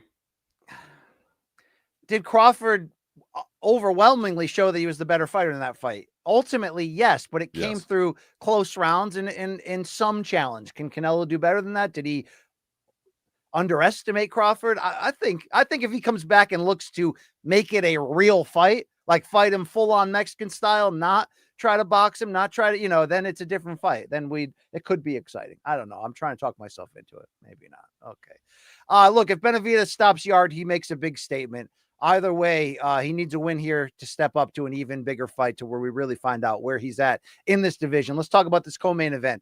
Oh my God, is it awesome. Brian Norman Jr., the unbeaten American, the welterweight title holder, one of the more underrated fighters in this entire sport. He has the WBO strap. He's 24 years old, out of Greater Atlanta, 28-0, 22 KOs, but he's stepping up undoubtedly to the toughest challenge of his career to date in Devin Haney. It's why Norman opened as a betting favorite. It's why it has closed to the point where it's basically a pick 'em right now on DraftKings, -110 for Haney, -110 for Norman. I saw last night Norman was a slight betting favorite, although they were both in the minus here. Luke, this is a great matchup of the power of Norman and the slickness, the boxing skills of Devin Haney. But let's not act like two things that are going contrast to each other but are both true. Number one, Devin Haney doesn't really have a huge track record in this division. He lost to a roided up and crazy Ryan Garcia in a fight that's now a no contest. He, outboxed Jose Ramirez in Times Square, but took the, least path the full path of caution as possible. But simultaneously, he's one of the best, most skilled pound-for-pound fighters on the planet, even if people don't like the way he reacted to the Ryan Garcia fight with the lawsuit and all of that. I can't figure out who's going to win this, because there's times you feel like, you know what? Norman's a guy you don't mess with. If Haney doesn't have the power and resistance at 147 against a true welterweight slugger, he's going to have issues. Then the other side of me remembers just how skilled Haney is. Where are you leaning right now in terms of how you feel narrative wise, who has the edge coming into this matchup when you look at their two skills and the sort of narrative surrounding both? Do we have the video of the face-off? I don't think you grabbed that, Luke. Damn it. There's a face-off between them at, what was it, media day or open workout. Yeah, press conference, whatever it was. It was some kind of media event between them. There was a bunch of stuff I wanted to pick, BC, of Brian Norman Sr. and Bill Haney arguing, but there was constant rap music playing in the background of the video, which would get it flagged, and so I couldn't include it, unfortunately. I'll say this, BC. There are a lot of people who don't know who Brian Norman Jr. is. And there are a lot of people who may have seen his highlight over Jin Sasaki, where the guy goes for a sort of a dipping jab and then comes back up, and Norman just greets him with a gigantic leap, almost like a gazelle punch from Hagler, knocks him out cold in a single shot. Like, it was absolutely brutal. We had him on the show here, Brian Norman, not long after that fight. He was great. Yeah. Fantastic guy. Born my sophomore year of college. Oh my God, we're old. All right. But the point I want to make is, BC, I don't know that he's got the track record in terms of elite opponents that Devin Haney does. And Devin Haney, you can say he didn't deserve to beat Lomachenko, but he gave Lomachenko, I thought, a credible effort in that fight at a bare minimum. And certainly you can score for him too. The point I'm trying to make, though, is if it was just down to that, I would be like, well, Haney's better. But there's two problems, as you indicated. One, the weight class. Right? I just don't know exactly. Haney, for his part, from what I've seen during fight week, looks to be in incredible shape. We'll see what that means. But there's still some mystery there. Two, and this is the big one to me, he might be damaged goods. That left hook assault in the Ryan Garcia fight just leaves questions about, one, his technical preparedness, and then two, what it actually did to him. Because in his comeback fight in Times Square, let's just be honest, he didn't look great. He looked flat. He got the job done, but he looked I don't think he looked flat. I just thought he looked completely unwilling to engage with an aging former champion who was there to be hit by him. Fine. That's a better way to put it. Flat maybe isn't the right word. Yours is a better description. But he didn't look, how about this? he did not look especially potent offensively Yeah. to me. And he didn't look like he was willing to be in that line of fire as you described in ways that he previously had, which to a degree is understandable given what he was up against. But anyway, I'm just pointing it out. But Brian Norman looks like calm, composed, ready to go, in the zone, in the moment, just sharp as a tack, BC. And there's this face-off they have where Brian Norman doesn't move, and Devin Haney is doing, I don't know, Fortnite dances in his face. How would you describe that, BC? Well, I mean, like we used to say about Holly Holm having nervous energy, where when you see her in face-offs, you know, even the Ronda one, where we're now in hindsight, we look at Ronda being, you know, trying to make herself psych herself up, that, oh, she looks nervous. I can't figure out here if this is just nervous energy from Haney to fire himself up, or if this constant weird movement in the face-off is telling, because every time Norman is in a room with Haney, he looks at him as if that's his next meal. Yeah, he looks at him like he's looking at lunch. And the other part too is, BC, and I take this for what it is worth, which maybe is nothing. However, just kind of scanning what like people I would consider to be boxing heads on social media are saying, they're all kind of creeping on a come up here. They all kind of feel like Brian Norman's about to surprise the world. There is clear chatter that they think this is his breakout party. And again, take that for what it is worth, but insiders seem to think that Brian Norman might have a big day tomorrow. It's tough to figure out, man. I mean, Brian Norman has not fought somebody on this level. Can Haney prove at welterweight against a guy who is going to be there, is going to be in his face, that physically he can handle it? Let's hear from Devin Haney talking specifically about why he moved up to 147. Just more of my natural self, more of, you know, who I really am. In past fights, you guys see me, you know, as a more of a shell of myself, because, you know, I was killing myself to make the weights. I feel a lot better, feel a lot stronger, and I'm excited for it. Luke, I actually believe him on those statements. Yes. Like I didn't love his unwillingness to fight with Jose Ramirez, who is kind of past it. I thought that could have been a huge showcase for Haney. Yet I saw that physically, speed-wise, movement, all that was there. I mean, I know how good he is. I'm seeing this more often, you know, whether it's Islam moving up and then you see suddenly he's got this gas to wrestle for 5 rounds, or Rolly talking about at, you know, 130, 130 or 135 and 140, those weight cuts left him without punch resistance and he didn't look the same. Then he moves up against welterweight in a weird fight against Ryan Garcia, but he's a different fighter. I wonder if that plays into this, whether people are just really overlooking how skilled Devin really is, and now fully hydrated or close enough, will we see a different type of fighter? I don't know. Norman is scary. Here's Brian Norman with a cold assessment of the game. If my last opponent could do the same thing to me, I bet he would have. If he can knock 6 weeks out of me and out of my memory, things of that nature, 10 times out of 10, I bet he would have. So really, there's no remorse in this game. It's a cold game. It's a cold world, and that's the beauty of it all. Really, the power's in your hands. As in, your whatever you want to do tomorrow matters today. You take control. So I can't hold myself back because of somebody else. Because I know for a fact, if they had the opportunity, they don't care if I die. Of course, they'll come on these cameras and say, oh man, I feel so sorry for them, I feel so bad for them. But guess what? Their life goes on. I'm dead and gone. Just that easy, just that quick. So, hey, it is what it is. I got to go out here and get mine. Dude, he's so easy to like. Seriously. He's cold, direct. He's 24. He's referencing the fact that Jin Sasaki had weeks of his memory taken from him by virtue of the KO that Brian Norman laid on him. That's what they're reacting to. I mean, it's kind of perfect. Brian Norman looks like a potential great. We just haven't seen him prove it yet, so we really don't know exactly how great he is. Whereas Devin Haney, I think people are labeling as damaged goods, where I'm here to tell you, Luke, ultimately, I don't believe that Devin Haney is damaged goods. I think it's somewhat similar to that, you know, saying in baseball that great pitching will always be great hitting. I feel that about the highest levels in boxing, where great defense and great technical skills and movement can ultimately beat exciting young power, but somebody who hasn't fought somebody this good yet. Even with the questions about Haney in this division, I can't not, from a betting standpoint, I cannot I can't do anything but put money behind Haney. The more proven product, I want to see how he looks in a tough fight at this weight class without having to cut down.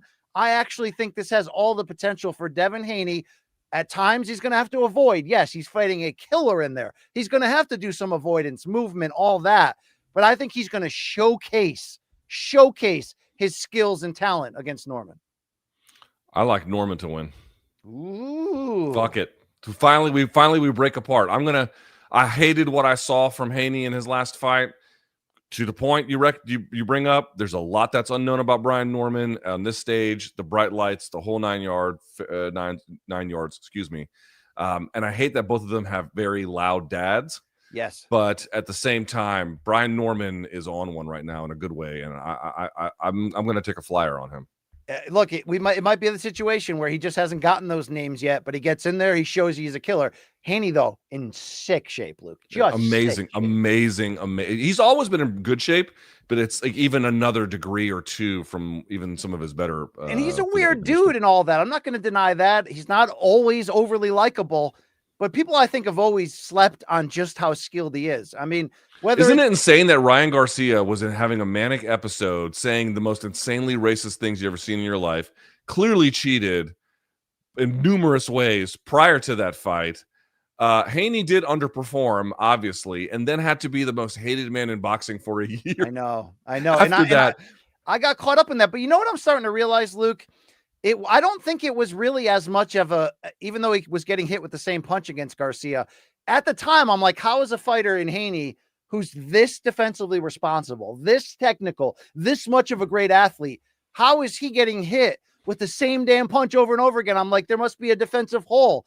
I'm not wondering if just the PEDs and the craziness made Ryan, who's already one of the most athletic and has one of the quickest, most dangerous left hooks in the game, was just that much more insane with it, considering the drugs and what was going on.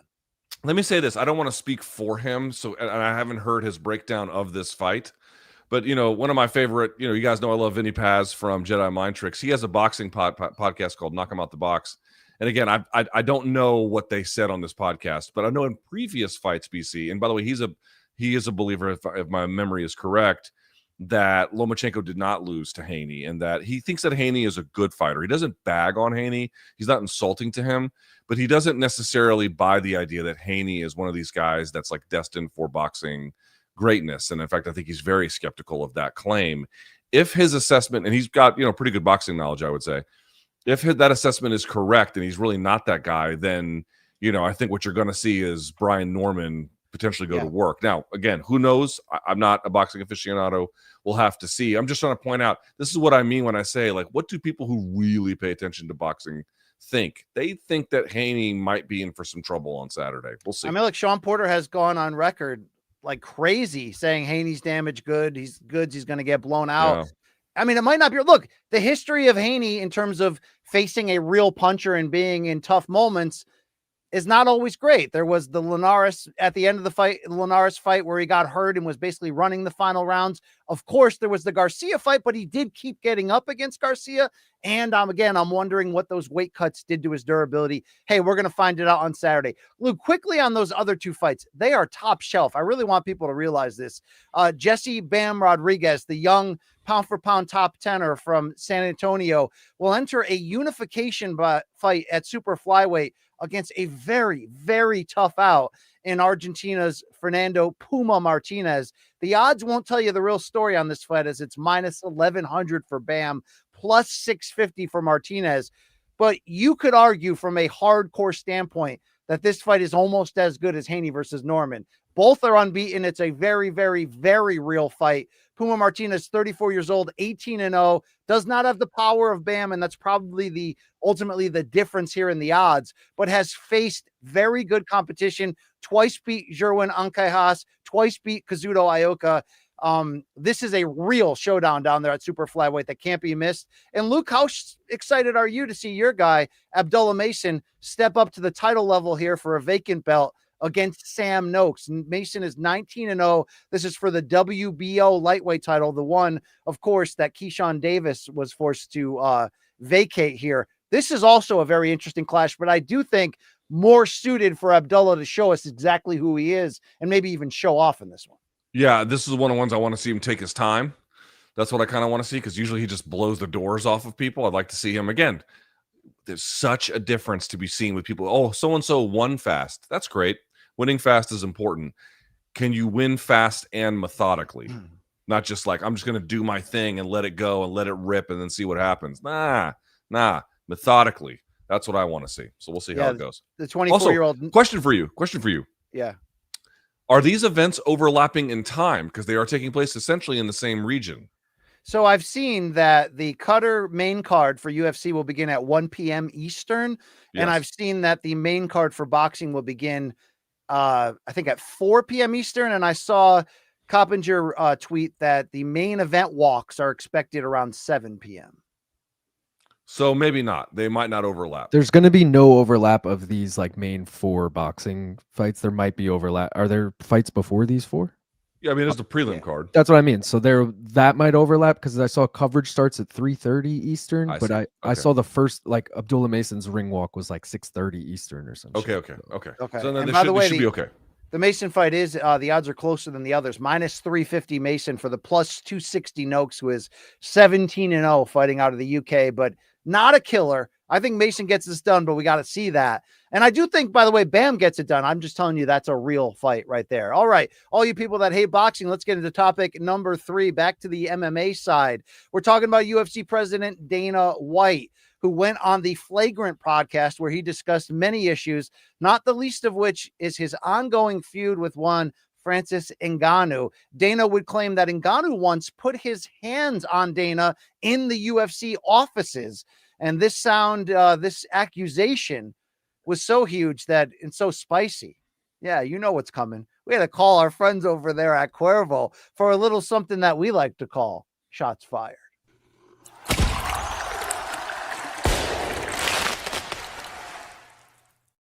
Shots fired brought to you by Cuervo. Now is a good time to enjoy the tequila that invented tequila. Let's hear from Dana White. I guess the one I will tell you is, everybody has this thing about Francis Ngannou. Francis Ngannou is a bad guy. He's not a good guy. He plays the whole, I don't understand the language, and he tries to come off like he's a fucking nice guy. You know what I mean? And people go, oh, it's the language barrier probably. No, there's no fucking language barrier with this guy. He's a bad guy. And I told my guys, I wanted to cut him early. And 2 of my matchmaker guys were like, oh, no, you don't understand. I said, guys, let me tell you a story. When somebody shows you who they are, believe them. Believe them. And this guy has shown. So he's going in to fight Stipe Miocic in Boston. And he knows he's going to fucking kill Stipe, right? So after the press conference, we're walking down this hallway, and he comes over to me and he grabs me. And he says, let me tell you what's going to happen. His English is fucking great, okay? No language barrier whatsoever. When this fight's over, you're going to book me a private plane to Paris. And I said, I laughed and said, oh, yeah? He goes, I'm not joking. You're going to book me a private plane to Paris. I said, oh, okay. So we go our own ways.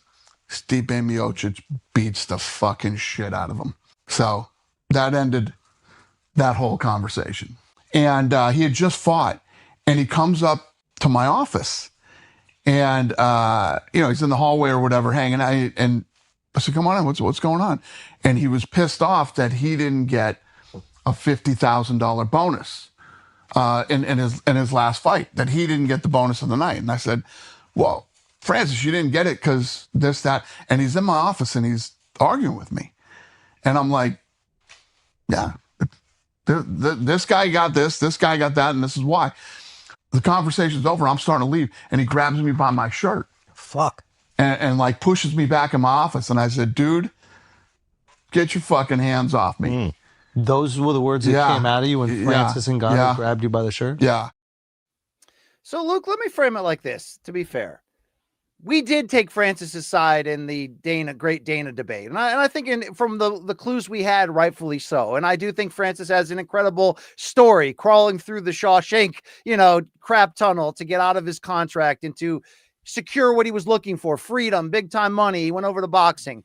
But maybe we've been souring a bit of late from PFL accusing Francis of not doing what they expected for everything that they gave him. The fact that he's only fought for PFL once in like the 3 years since he's been there. What do you make of Dana White's story? And do you believe it's time to consider that to some degree, not that we were wrong on Francis or just that we didn't have all the info, or how about it? We were wrong, and that Francis is maybe a less reputable character than his origin story seems to create this myth, hero myth around him. We were wrong about Francis in what way? We did frame him. I mean, I don't know the guy, right? We framed him as this great guy. To be clear, have you interviewed him before? Yes, I think he's a very polite and yeah, I've interviewed him. I think one, maybe 2 times, something like that. I've interviewed him a bunch. Yeah. I mean, here's my point. Okay, I cannot imagine a character assessment less interesting or relevant than one given by MMA or boxing promoter. I mean, I just can't. I mean, who on earth would treat that as like some kind of illuminating character assessment? I mean, you're talking about. I mean, he calls Francis a bad guy. It's like, dude, you got a lot of bad guys on that roster, and you do business with them. You've got guys on the roster who have to get ankle monitors removed by a judge so they can show up to fights. You've got guys who in major headline news were adjudicated civilly to be liable for the sexual assault of various victims. And when asked about it, treated it as if, couldn't imagine a more irrelevant question. They continue to do business with them. I mean, I could go on. I mean, they're probably going to sign Gable Steveson, who, if you've never looked into the stories about how he avoided issues in Minnesota due to a loophole that has now since been closed related to sexual assault, or at least alleged, I should say, go take a look. I don't think he's got any kind of a problem doing business with bad guys. And more to the point, even if he says it's a bad guy, I mean, can you imagine, BC? I made this point on my live chat. Can you imagine someone like Oscar De La Hoya trying to be like a character witness for or against somebody? Right. Like, oh, Oscar says that guy over there is a scumbag. Who cares? Who cares? Like, Oscar's assessment of this is irrelevant. It doesn't mean anything. Now, that's not me saying that Dana White is lying. I don't know if Dana White is lying. And in fact, BC, what I can also say, and I think you probably agree, if someone came to you with like a blind test and they were like, hey, an MMA fighter did this to Dana, do you find that plausible? Sure, I find that plausible. This world is filled with people who will do things like that. Whether Francis did or didn't, I don't know. And I'm not in any way suggesting that Dana is lying to the world. I don't know that either. It could very well be true that he did it. We will have to see. That's the first point. But the real point is, it doesn't like taking what a combat sports promoter says at face value is in every case, Bob Arum, Dana White, Don King, Gary Shaw, whoever, is a bad idea. Just don't do it. That's the second part. 3, he's not a bad guy for exercising the rights and maximizing his value. Like, if he's a bad guy because he put his hands on Dana, fine. That's got nothing to do with him being that. And again, kept him under roster long after that in order to continue to do business with him, because they do business with people of ill repute in MMA, in this organization. And so what I would say is, let's see what Francis has to say. Let's not take assessments from fight promoters at face value.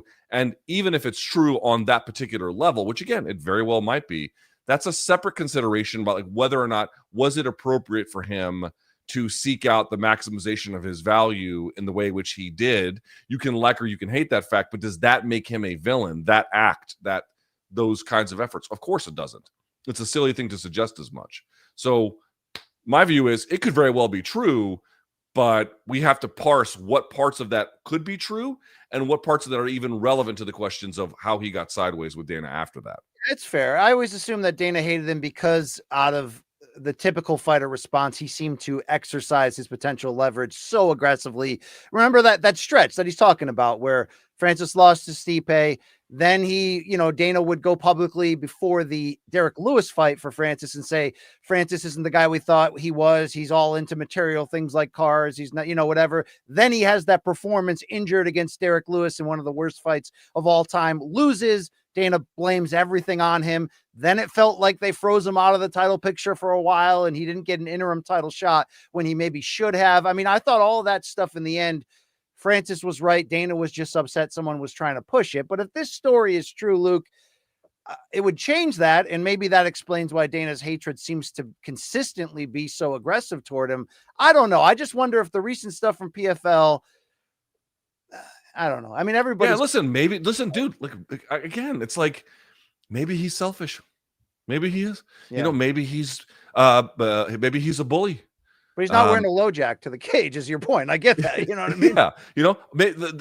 There's nothing you could tell me about the malfeasance of a potential MMA fighter doing something, and I'd be like, wow, that makes no sense. Of course. And we don't know, Francis, like, this could all be true. I'm just trying to say, take those issues for what they are. If they are true, then that's one part.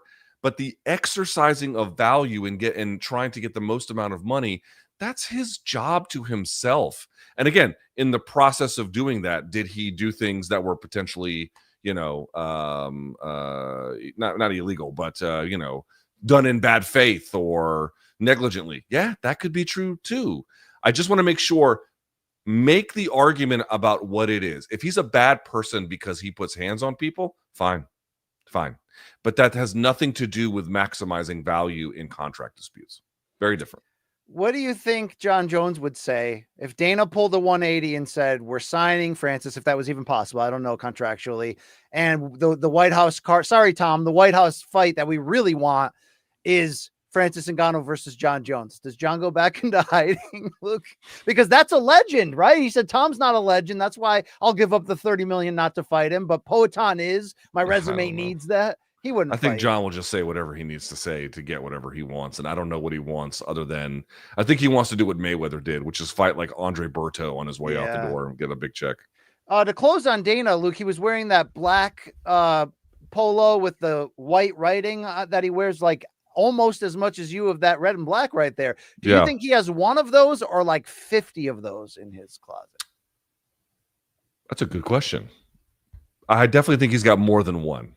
How about that? I'll take the over. If that's the line, I'll take the over. I mean, Dana's been showing us who he is for years, Luke. I believe him. I really do. Ultimately, you know what I'm saying? Yeah. I believe him. Yeah.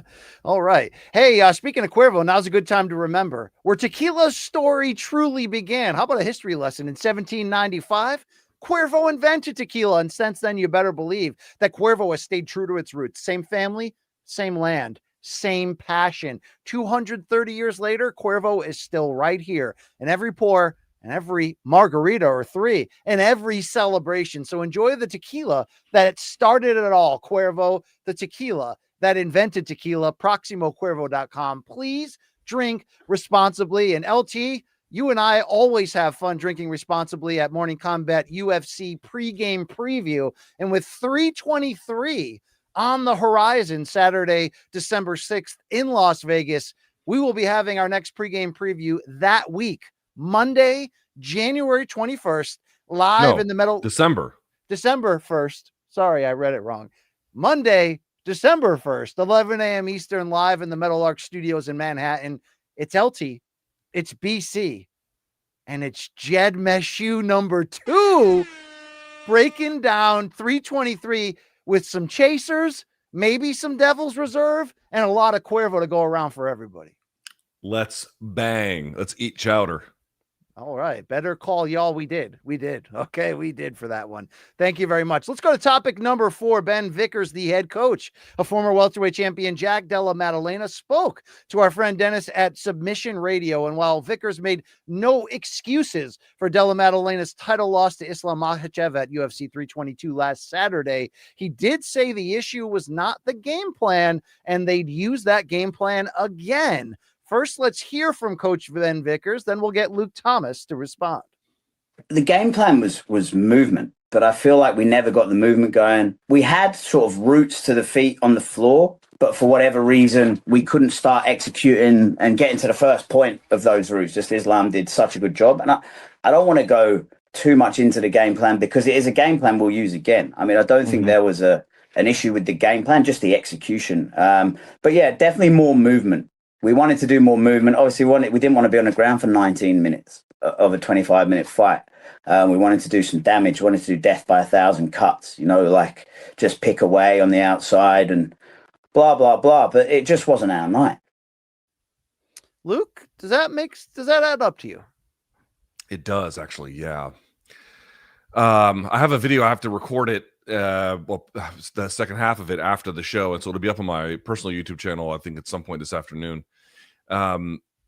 Basically, I did not a breakdown, BC. I was trying to answer this question of like, hey, is it fair to call Islam boring? I didn't find him boring. You didn't find him boring, but I did kind of see a lot of belly aching about it. And to what extent is that fair? And I was trying to also answer this question of to what extent was Islam JDM similar? We talked about it on Monday to DDP Khamzat. And I went kind of through what the tape showed. And I was like trying to explain to people, like look at how the basic point was, look at how squirmy underneath JDM is. It's this very different kind of threat than what you saw with DDP, who had his guard passed immediately, where Khamzat could get mount almost immediately, could park inside control for as long as he wanted, or could get the back, and there was nothing that DDP was doing in terms of building height or, just basic kinds of defense. He was just kind of surviving in the most, just truly like there was not much technical about it. And my point was that was not the case with JDM. You saw a little bit more underneath. But there are moments in that fight, particularly in round 3, at the end of the round, he passes JDM's guard, and there's moments where he looks like he is very much setting up to pass, and you can see moments where JDM is trying to re-guard. Now, why do I bring this up? Because I put the video out, and then someone sent me a link to, I guess Craig Jones has like a well-known troll account, but he's not trolling. He was actually just talking about the fight. And in it, he was saying what they wanted. They did not want to spend time in half guard, maybe a little bit of knee shield, but there was a problem with that. And the goal was to get Islam to try to pass. And I'm like, well, that doesn't make sense, because the tape is, you could clearly see on tape, he's trying to prevent it and then using an active half guard at times. So like, what's the contradiction here? And, I did a little research and I talked to a couple of other black belts that I know, and they didn't exactly say this, but I'm kind of piecing it together, which was, it just seems to me, BC, that Jack got lost in there a little bit, where at times what they wanted was to bait the pass, because what you really wanted from Jack was for Jack to go belly down. Right? He wanted to go belly down, because if he can go belly down, well, he's got 2-on-1, he can go belly down. That's how you start the true escape, because you build to your knees and you can then get up and go, and they've got no grip. So like, what's holding you? Right? There's no grip. You're on your knees. Just go. And you saw him do this, as a matter of fact, against Belal Muhammad. He did it quite successfully, but he couldn't quite get it going against Islam. And part of what happened was Islam was turking the bottom leg. That means Islam was from half guard or even knee shield, using his leg to scoop the bottom leg of a JDM, and he couldn't turn. He got kind of stuck in those spots. And I think because he was getting stuck, BC, he then kind of resorted to this confused game plan, where some of the time he's doing what he's supposed to be doing, and then other times he's just resorting back to like what he knew. And it was this total, like, there was no application of this game plan that I think that they had come up with. Now, again, I wasn't in their strategy meetings. I don't exactly know what they were talking about, but Craig Jones saying that they did not want to end up there and they wanted him to be able to belly out, that was prevented. And so when you hear Ben Vickers say the game plan wasn't the problem, I know folks are going to hear that and say, dude, how could you say that? You were like, you got dusted in this fight 50-45. But I understand what he's saying. They had the problem was not what were the ideas that were powering this, or that JDM hadn't pulled it off previously.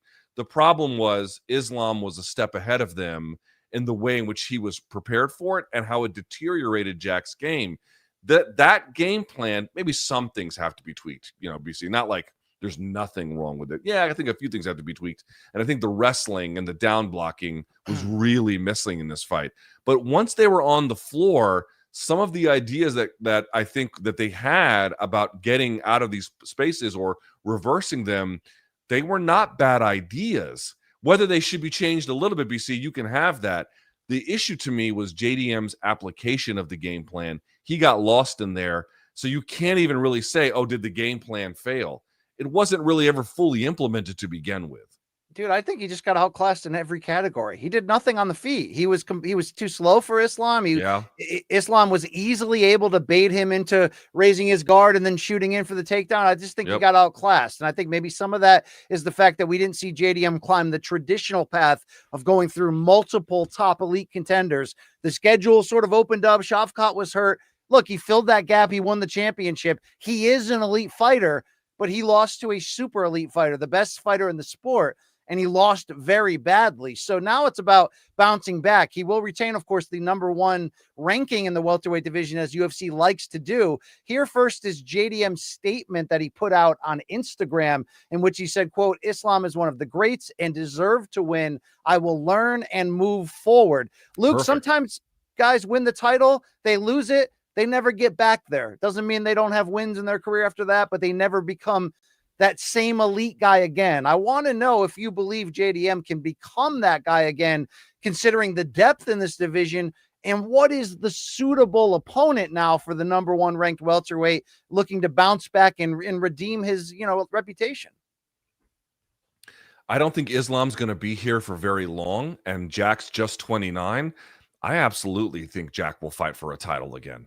Okay, but does it change your opinion that I asked Islam that directly on last week, and he told me that because he doesn't have to cut as much weight, he's going to fight more times per year, and he has no plans of stepping away anytime soon? We'll see about that. We'll see about that. What's he going to say? I mean, well, I suppose you could say a lot of things. I guess we'll see. We'll see. Okay. That'd be great. I mean, don't get me wrong. I mean, more of him sticking around, I think, is awesome. But in any case, he is 34 BC and JDM is 29. So like JDM's got like what, at least 3 years left, or 2.5 years, whatever it is, of his physical prime, potentially more. So that to me seems like the idea that he won't get back there. I don't believe that. I think he absolutely will. The point I wanted to make, though, just to drive home, is like, imagine if someone, this is an exaggerated example, but imagine if someone was like, hey, you have to go past Gordon Ryan's guard, and I trained for it, and I had great training partners, and I had the very best people come up with a game plan. But like, that doesn't matter. Once you lock up with him, he's going to, the skill differential is so vast. Even if I had the right ideas and I even tried to prep those, it's going to fall apart against a skilled operator like that. It just wouldn't make any sense.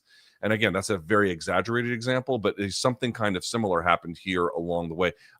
About the next fight, I don't know. That's an interesting one, BC. Sean Brady versus JDM is kind of interesting to me, because obviously on the feet, I think Brady's put a lot of good skills together, but it seems to be part of the thing that's been his undoing against Belal and then here against Morales. But on the ground, what could he do against JDM? Probably a lot. So I kind of like that one. Both guys coming off of losses. I think we're supposed to fight originally. Make that one maybe. I wouldn't hate that, but he is the #1 ranked fighter, so there's no chance they make him fight Shavkat, right? I wouldn't hate that one either. I mean, honestly, it's more likely Shavkat gets one of Prates or Morales. Okay, so there's so Long Island Luke, you think that they should get? I want to see the Prates Morales fight, don't you? I know you're sold on that, but like JDM Prates just sound pretty fucking fun. How do you handicap that one? I'd probably favor. It'd be close. JDM slight favorite, -130 JDM, +110 Carlos. That sounds about right. Yeah. No, you don't want to give him like Gabriel Bonefim or anything? No. No, that's way. I mean, you can't do 1 versus 11. Yeah. All right. I don't know. I don't know if he would, Luke, but we'll have to see that. Okay. We'll have to see that. Dude, he lost to Islam. Let's dial it back here a little bit. I get you. But also, we have a short track record of him beating elite foes, Luke. We got to admit that. He's got a lot of split decisions in a row on the way to get to this point. All right. Topic number 5, as we're running out of time here. The PFL has laid out its overall plan for 2026. At least 24 cards, with 16 of them airing on ESPN, and 10 of those being title fights. No more tournaments except for on their regional level, and a trip to Spain before the UFC even makes it there in the first quarter of next year. Are these the kind of changes here, as we can show the PFL announcements, that the promotion needs to stay relevant? Could you show us that tweet there, I think it's a video. Oh, it is a video. Well, let's watch that and then we'll react. Hey everybody, John Martin, PFL CEO here. In 2026, we are leveling up. We're running at least 24 events worldwide with 16 major cards on ESPN in the United States, featuring our top fighters in the PFL going after world championships. And 10 of those are going to be right here in the United States. We're going to kick off things in a big way. Our first 4 stops: Dubai, Madrid, Spain, Pittsburgh, Pennsylvania, and Chicago, Illinois. And yes, we're continuing to make big changes to PFL. Many of you probably remember that we're stepping away from the tournament format. So what does that mean? That means every card is going to be built around the best fights possible. The biggest fights, every card. The fights the fans are asking for and the fights that the fighters want. Our regional leagues in MENA and Africa are going to continue to maintain tournament formats, building the next wave of stars who will move up to the global stage. This is a new era at the PFL. The best fighting the best every time. Reminder, December 13th in Lyon, 2 championship belts on the line. After that, we look forward to going into 2026 with a lot of momentum. We'll see you there. Luke, this is our 3rd straight year where you could say it's make or break. These seem to be better moves. Will it be enough to sustain and even get re-signed with ESPN? I think my first thing I would say is I don't know how you can hear this and think these aren't important improvements. First of all, BC, how many annual events does PFL have typically in a normal calendar year? Do we know the answer to that? I don't know. I think it's more like how 10. many events do they have No, overall, dude, with like PFL Europe and all that kind of stuff. All right. Tournament, I think, is 10. So yeah. So I mean, the question is what that means for these kinds of cards. But first of all, they're going to go to Madrid, Spain before UFC. I mean, that's absolutely the right call. Like a million times. That is so smart for them to be able to do that. I don't know what kind of Spanish talent that they have, but nevertheless, just putting a foothold in that market and having a big event, BC. We've seen their shows in Ireland, and we've seen their shows in France. They look big. They look grand. Getting something like that is a no-brainer. That's the first thing. Second of all, they're still going to have the tournament format, as you heard, and kind of these like sort of smaller regional sort of like offshoot brands. But for what we expect here in the United States or for the big shows, they're not doing that shit anymore. They're going to have best fights available that the fans want to see. They made this whole thing, this whole identity around, oh, we're taking the matchmaker out of it. Yeah, that's the problem, fellas. So this is, I think, a better choice as well. In addition, we mentioned on the one hand, they're going to Madrid. On the other side, they're going to, I think, some of these underserved markets. I don't know if Pittsburgh makes sense, but Chicago, not a small market, but has been, I think, a little bit underserved until a little bit more recently. I know they went back for UFC 319, but it'd been a while up to that point. Bellator was serving those interests, but I don't know if PFL was necessarily making as much of a home of there as they could have been. That's smart. And I think going to some of these, again, Pittsburgh might prove to be one of their better shows. These kind of like mid-major ones, right? Your Omaha, Nebraskas, your Pittsburgh, Pennsylvanias. These kinds of places, at least in theory, make a little bit more sense. So I love that model of things as well. Putting title fights on ESPN. BC, the big question that you asked was, is this going to be enough to get them to a different place? Is this going to be enough to get them to be re-signed with ESPN, because this will be their last year on ESPN and it'll be no UFC, you could say competition, but honestly, that would also bring more visibility to MMA as well. What I'll say is they're doing the things that they have to do to give themselves the best chance to get those. I still believe that as long as the UFC doesn't co-promote, it's kind of like a done deal, but you can't say that PFL isn't making important changes at important times in the right direction to give themselves the best chance possible. I think what we need to ask ourselves is, at the end of 2026, did it work? And if it does, kudos to them. They made the kind of adjustments that we have been asking them to make.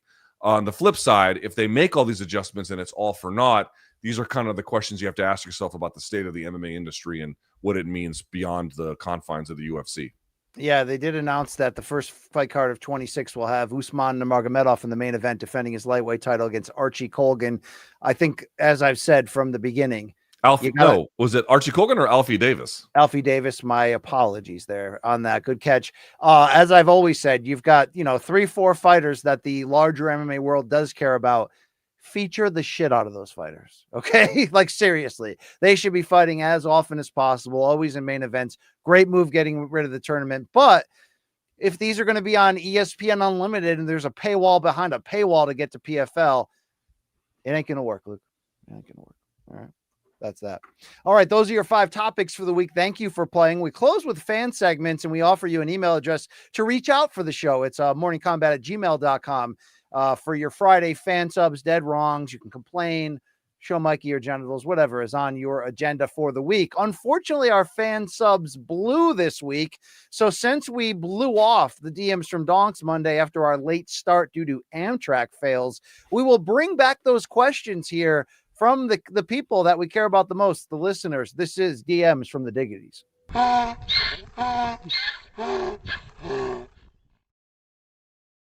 All right, let's hear from Josh, a.k.a. Cubbies fan 80 out of the Chicago area. He says, if the first major event of CBS Paramount was an all welterweight card, wow, imagine a main card all welterweight bangers with Islam defending the belt at the top, how would you match make it? Now, Luke, the latest rumors are, and I don't have it internally, this is just what I'm hearing, that possibly January 24th in Las Vegas is the kickoff card. We'll find out once they announce that.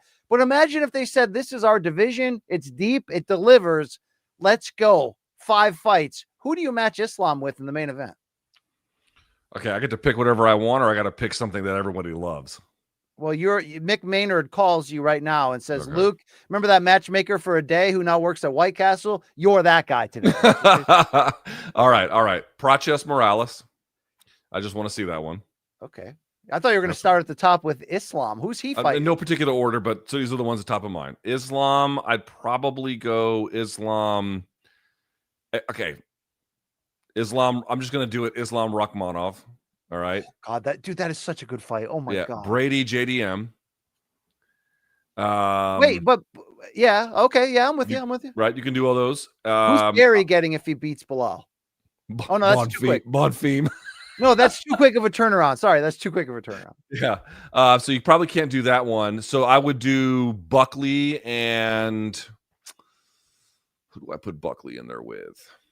You could do Buckley Chris Curtis again, since they're both at welterweight. That doesn't move me. How doesn't about move the needle? What do we have for Buckley Leon? The problem with this question is everybody just fought. That's the problem with this question, right? Yeah. But if we were suspending that notion and didn't worry about that, are you bringing in Colby? That's what the people want to know, Luke. Why the fuck would I bring in that guy? I would do Buckley Leon, and then I would do. I'm not sure what you do with Gary. That kind of messes it up a little bit. How would you do it? All right, I like Islam versus. See, I would go Islam versus Gary if he wins. Okay. All right, then I'm going to give you Prates Morales. Do it while it's there. I'm kind of with you, but then it's like, what do you do? Then you're kind of screwing Shavkat though, so I don't even know if that works. Long Island Luke, do you have a solution? You're sending us some notes here. What do you have? Yeah, I wrote my 5 card out here. Ready? Islam Shavkat main event. Co-main JDM Prates. Next fight, Brady Usman, or you could change these two. Morales versus the winner of this weekend, Belal Ian Garry, and then Leon Buckley opening it up. All right, how about I go Shavkat Usman so I can keep Gary against Islam? That's not bad. Mm-hmm. And then everyone's going Prates Morales and Bonfim Covington because he called him out, Luke. Not the worst fight in the world. All right. I like the idea. Luke. Now, I know you've been fighting for an all-female UFC pay-per-view. Maybe we'll get that one day. I mean, I think that there are ways to do that, but I don't know if it's what I would recommend. All right, let's go to our second question from Sticks Plays Time. What chance do you give Alexandre Pantoja and Josh Van? It could be one of the best fights of the year. I have a feeling that fight will be an absolute banger. Luke, what chance do you give that this could end up being in the fight of the year discussion? High. Very hard to say that in front of things. I mean, also, just in fairness, beating that Contender Series fight between those two donks, the Russian and the Ecuadorian guy, that's going to be a tough fight to beat. That's not going to be easy. But this one has such high potential. You've got 2 guys who are just action-oriented. Josh Van has only one gear, and it's the gas pedal to the floor. Pantoja, even when he is making it a ground fight, is always hunting the finish. Certainly has the capacity to be the most entertaining main event this year. It's going to be tough to top Poatan and Ankalaev in terms of the shock factor, but in terms of the back and forth, it honestly might be the most entertaining. Well, not because I guess Merab would be main event. Entertaining Royval title Van fight was crazy too. Which one? Royval versus Van, that was pretty crazy. But I'm saying title fight. Yeah, sure. Pantoja minus 218 favorite according to DraftKings, plus 180 is Van. Very much looking forward to that co-main on December 6th. Let's hear from short_fluke. I know it's blasphemy to even say it out loud, but I'm going to ask anyway. Who wins? Prime Islam, Prime Habib? I want to say, I mean, Islam's more skilled and the better striker, but you wonder if Habib has that older brother strength in wrestling. You know, I taught you everything except for this type of feeling, you know? Yeah, I get that feeling a little bit too. I mean, Prime Habib figures out, no matter what, whether he enters with broken bones, he figures out a way to win the fight and finish you on top of that. Maybe. I mean, it's kind of interesting that we're talking like, you know, Prime Islam or Prime GSP at 170 or Prime Islam or Prime Habib. And I don't know if he's better than either of those guys, but the fact that he's in close competition with both of them in both weight classes is kind of insane. I'm still going to lean Habib, but that would obviously be a banger. Yeah, definitely. This is from a man and his cat. You know, we love that guy, Luke. Which current or former UFC champ would you pick to have as your partner for a table tennis ping pong tournament? Don't you pick Chinese fighters, BC. I mean, I see the wheels turning over there. Ping pong. Who is like agile like that? Ping pong. Tatsuya Taira. Oh, sorry, that goes against what you're saying. He's Japanese. Yeah, I know. Okay. Yeah, you got to go flyweight here, right? How about Royval? He's got long limbs. He won't fight in the White House. He doesn't use condoms. I'm going with the Raw dog. Yeah. That's a good answer. That's a good answer. I would say, honestly, okay, so technically he's Asian, but Josh Van as well, because he's just kind of he's pivoting and he's turning and he can deflate the ball. He's fast. I might go Josh Van. I might go Josh Van. Burmese pythons of his, Luke. Let's close with Fly-In Ryan 860. I know that area code. That's Connecticut, by the way, Luke. The upper half. Thank you very much. Although I grew up in the 203. Nobody cares. Okay, thank you. What are your top 3 fruits? You're standing in front of a treasury chest of perfectly ripe fruit, and you need to pick. What are your 3 favorite perfectly ripe fruits? It's a great question. Number 1, got to be mango. A perfectly delicious mango. Dude, I hate all melon. I hate all melon. It's because it's too close to cucumber, and I was growing up forced to have raw cucumbers shoved down me, Luke. Dude, I can't do it. I was that kid at field day. They're serving. You can eat at Arby's and you can't eat mango? Not watermelon, honeydew, none of that shit, Luke. No, don't do that. Don't bring that shit to me. Pomegranate seeds bang. They bang, Luke. They bang. You are a billy goat and you eat beer cans. I eat fruit. I just hate melon. Is that not allowed here, Luke? That is absolutely not. Melon as like in general, like I don't like honeydew. You don't like cantaloupe, I'm guessing then, obviously? No, all melons, dude. It has a cucumber consistency. I hate that shit. It does not have a cucumber consistency. You're completely out of your mind. What the fuck kind of fruit are you eating that you think that? I'm going to say strawberries, bananas, grapes. These are great fruits. The answer is mango, watermelon, and I'm going to say banana's a close one, but I'm going to say just in terms of pure deliciousness when they're fully ripe, I'm going to say pineapple. No pomegranate seeds. Those things will change your life, Luke. I like pomegranate. I'm okay with pomegranate. Long Island Luke, is BC out of his fucking mind, or is it just me? Yeah, it's not like I said I eat ass, Luke. You know. You might as well. Not like any melon is kind of wild. We were actually all talking about this pre-show, and there's difference between like your favorite flavors of fruit and your favorite like ripe fruit. You know what I mean? Like I love artificial watermelon flavor is my favorite, by the way. I was just gonna say, like I love cherry flavored anything, but I would never pick cherry as like my favorite fruit. You know what I mean? So unless it's one of those. Do you guys hear yourselves? Yeah, we hear. Luke, I heard it. We're not allowed to have like things we like and things we don't like, Luke. I mean, how can you say something like, "Yes, I like the synthetic robot version of watermelon, but not delicious prime in its fucking." I mean, you know, I don't understand who you are. I don't. Real watermelon is disgusting, Luke. By the way, I knew kids growing up who ate the whole thing. Seeds and the green part. I mean, come on. You know, okay, the green part I'm not eating, and the seeds you got to spit. But delicious green part. Who eats the green part? I knew people. Okay, I come from. This is a true story. Speaking of fruit, one time I was visiting my friend in New York, and so I was with William & Mary, and I took a car ride up to DC, stayed with my friend at Georgetown for a day, and then we took the Peter Pan bus, but it got into the Greyhound station at the same time. You know what I'm saying? And I saw a dude in the fucking Greyhound bus station waiting for the Peter Pan bus, take an orange and then just eat it, peel and all, like it was an apple. You know what I'm talking about? Like just biting the motherfucking orange and then eating the peel and the pulp that way. My wife's grandfather used to take lemons and just chew them like they were an orange. And I just can you imagine eating the fucking peel? Just like, that's I was like, bro, you're a food disposal. Like I you're hate melon honeydew. I hate all. Name more melons. I hate them all, Luke. I hate them. Cantaloupe. I hate cucumbers and black licorice, spiders, chicks who smoke cigarettes. I mean, I can keep going. All right. You are a strange human being. I cannot believe what you're saying. That's straight. Look, you're telling me if I laid out all the foods I love, that and some of them being very basic, you wouldn't go, oh, I don't eat that. That's gross. I hate that. How do you get the balls to say I like artificial watermelon and an Arby's beef and cheddar, but don't you dare give me one of nature's most delicious candies in perfectly in season, Dude, I eat ready almost to go every mango. other fruit. Seriously, even weird ones at the Jamaican buffet on vacation. Okay, I'll get after it. Do you eat dragon fruit? I have. Dragon fruit's okay. It's not great, but it's all right. Fine. It's fine.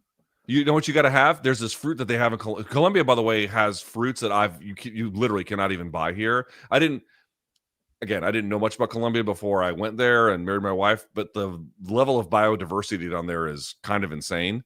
And so they've got fruits you've never heard of. They have a fruit there called granadilla, which is it's got like an orange shell you have to peel, like an orange fruit.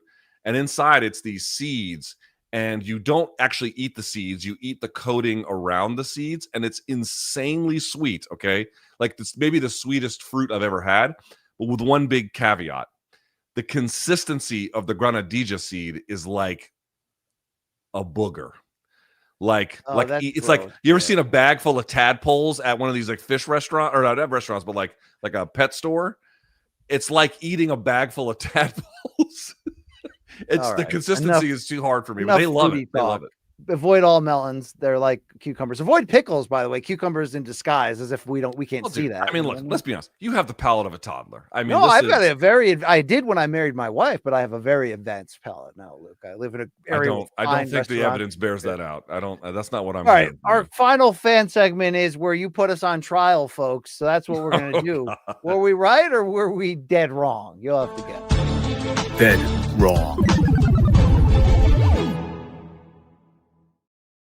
All right. Sorry for the late start today, folks. We're wrapping up a little late, but thanks for staying with us. Here's Adam. He says on Monday's MK at 125.52, BC states that Ethan Ewing won on 8 days' notice, and that is dead wrong. He won on 2 days' notice, and he was the champ from A1 Combat, which is Uriah 8 days prior. That's right. Not Anthony Pettis. Don't forget, weed is a memory loss drug. Very true. Big fan of the show. All right. The 8 days I was referencing was that he had fought 8 days ago. I got it wrong. You're right. I did think it was Anthony Pettis's promotion. I guess I'm wrong on that one too. Okay, thank you. I'll take all the L's you got for me, except for the honeydew melon ones. Here's from John O. Mark. At the 146 mark of Monday's episode, BC referred to John Pork as being Italian brain rot, which is absolutely false. Oh, that's what my kids tell me. While John Pork is originally from Italy, he's based in London and started posting selfies on his Instagram account in 2018. His online activity thus predates the emergence of Italian brain rot in 2025 and its subsequent spread from a Quebecois based in Montreal who remains unconvinced of BC's French-Canadian heritage. That's funny because I was watching a Christmas movie based in France with my wife last night saying, you also married a Frenchman. And she's like, no, I didn't. I was at Costco last night and they had toys that were called Skibbity Toilet. Have you heard of this? Yeah, yes. And it looked like some kind of robot from the future. It's connected to all that brain rot stuff. I'm not going to act like I don't know anything about this shit. I hear secondhand from my kids. They get in trouble for dropping Skibbity things all the time. I don't know. Final one here from Jeff. I'll take that L if you got it. Thank you. While listening, Jeff says, to Monday's MK at 134.22, I was caught off guard by Luke's language about as much as I was caught off guard waking up at 3 a.m. in 2007 to a Girls Gone Wild commercial playing on my TV when Luke referred to Teddy Atlas as Titty Atlas. Did I say that? Now, I know BC talks about Nocita's horned up Aussie father, but we need to acknowledge there's even more horned up Indian on the program. I know this may be nitpicking, but Luke is typically the go-to for name pronunciation unless they're not Hispanic, folks, That's right. or Spanish. And to end on a mythological note, maybe Teddy Atlas's name triggered Luke's desire to be Atlas, but instead of holding up the world, he's holding up a couple of jugs. Hashtag titties for days. Wow. Yeah. Wow. Okay. That is dead wrong. By the way, Teddy Atlas's 30-year run at ESPN just ended with that UFC card last weekend. 30 years. He was still on ESPN? Yeah, he was. I thought he's been off for years. He's been off calling fights, but they've used him like in the studio and stuff. Okay. All right. That is our show. A reminder, first of all, the reminder that this episode of Morning Combat was brought to you by DraftKings. DraftKings, the crown is yours. I forgot to hit you up about the merch. Guys, it is morningcombat.shop, and it's the holiday season. November exclusives are available. The Dripping Blood MK logo, t-shirt and hoodie. How about the Average Joe art produced? Combat Buddies. Get it in t-shirt. Get it an autographed poster. Long Island Luke, as the official handler of this here merch shop, do we have any Black Friday sales coming up ahead of next week?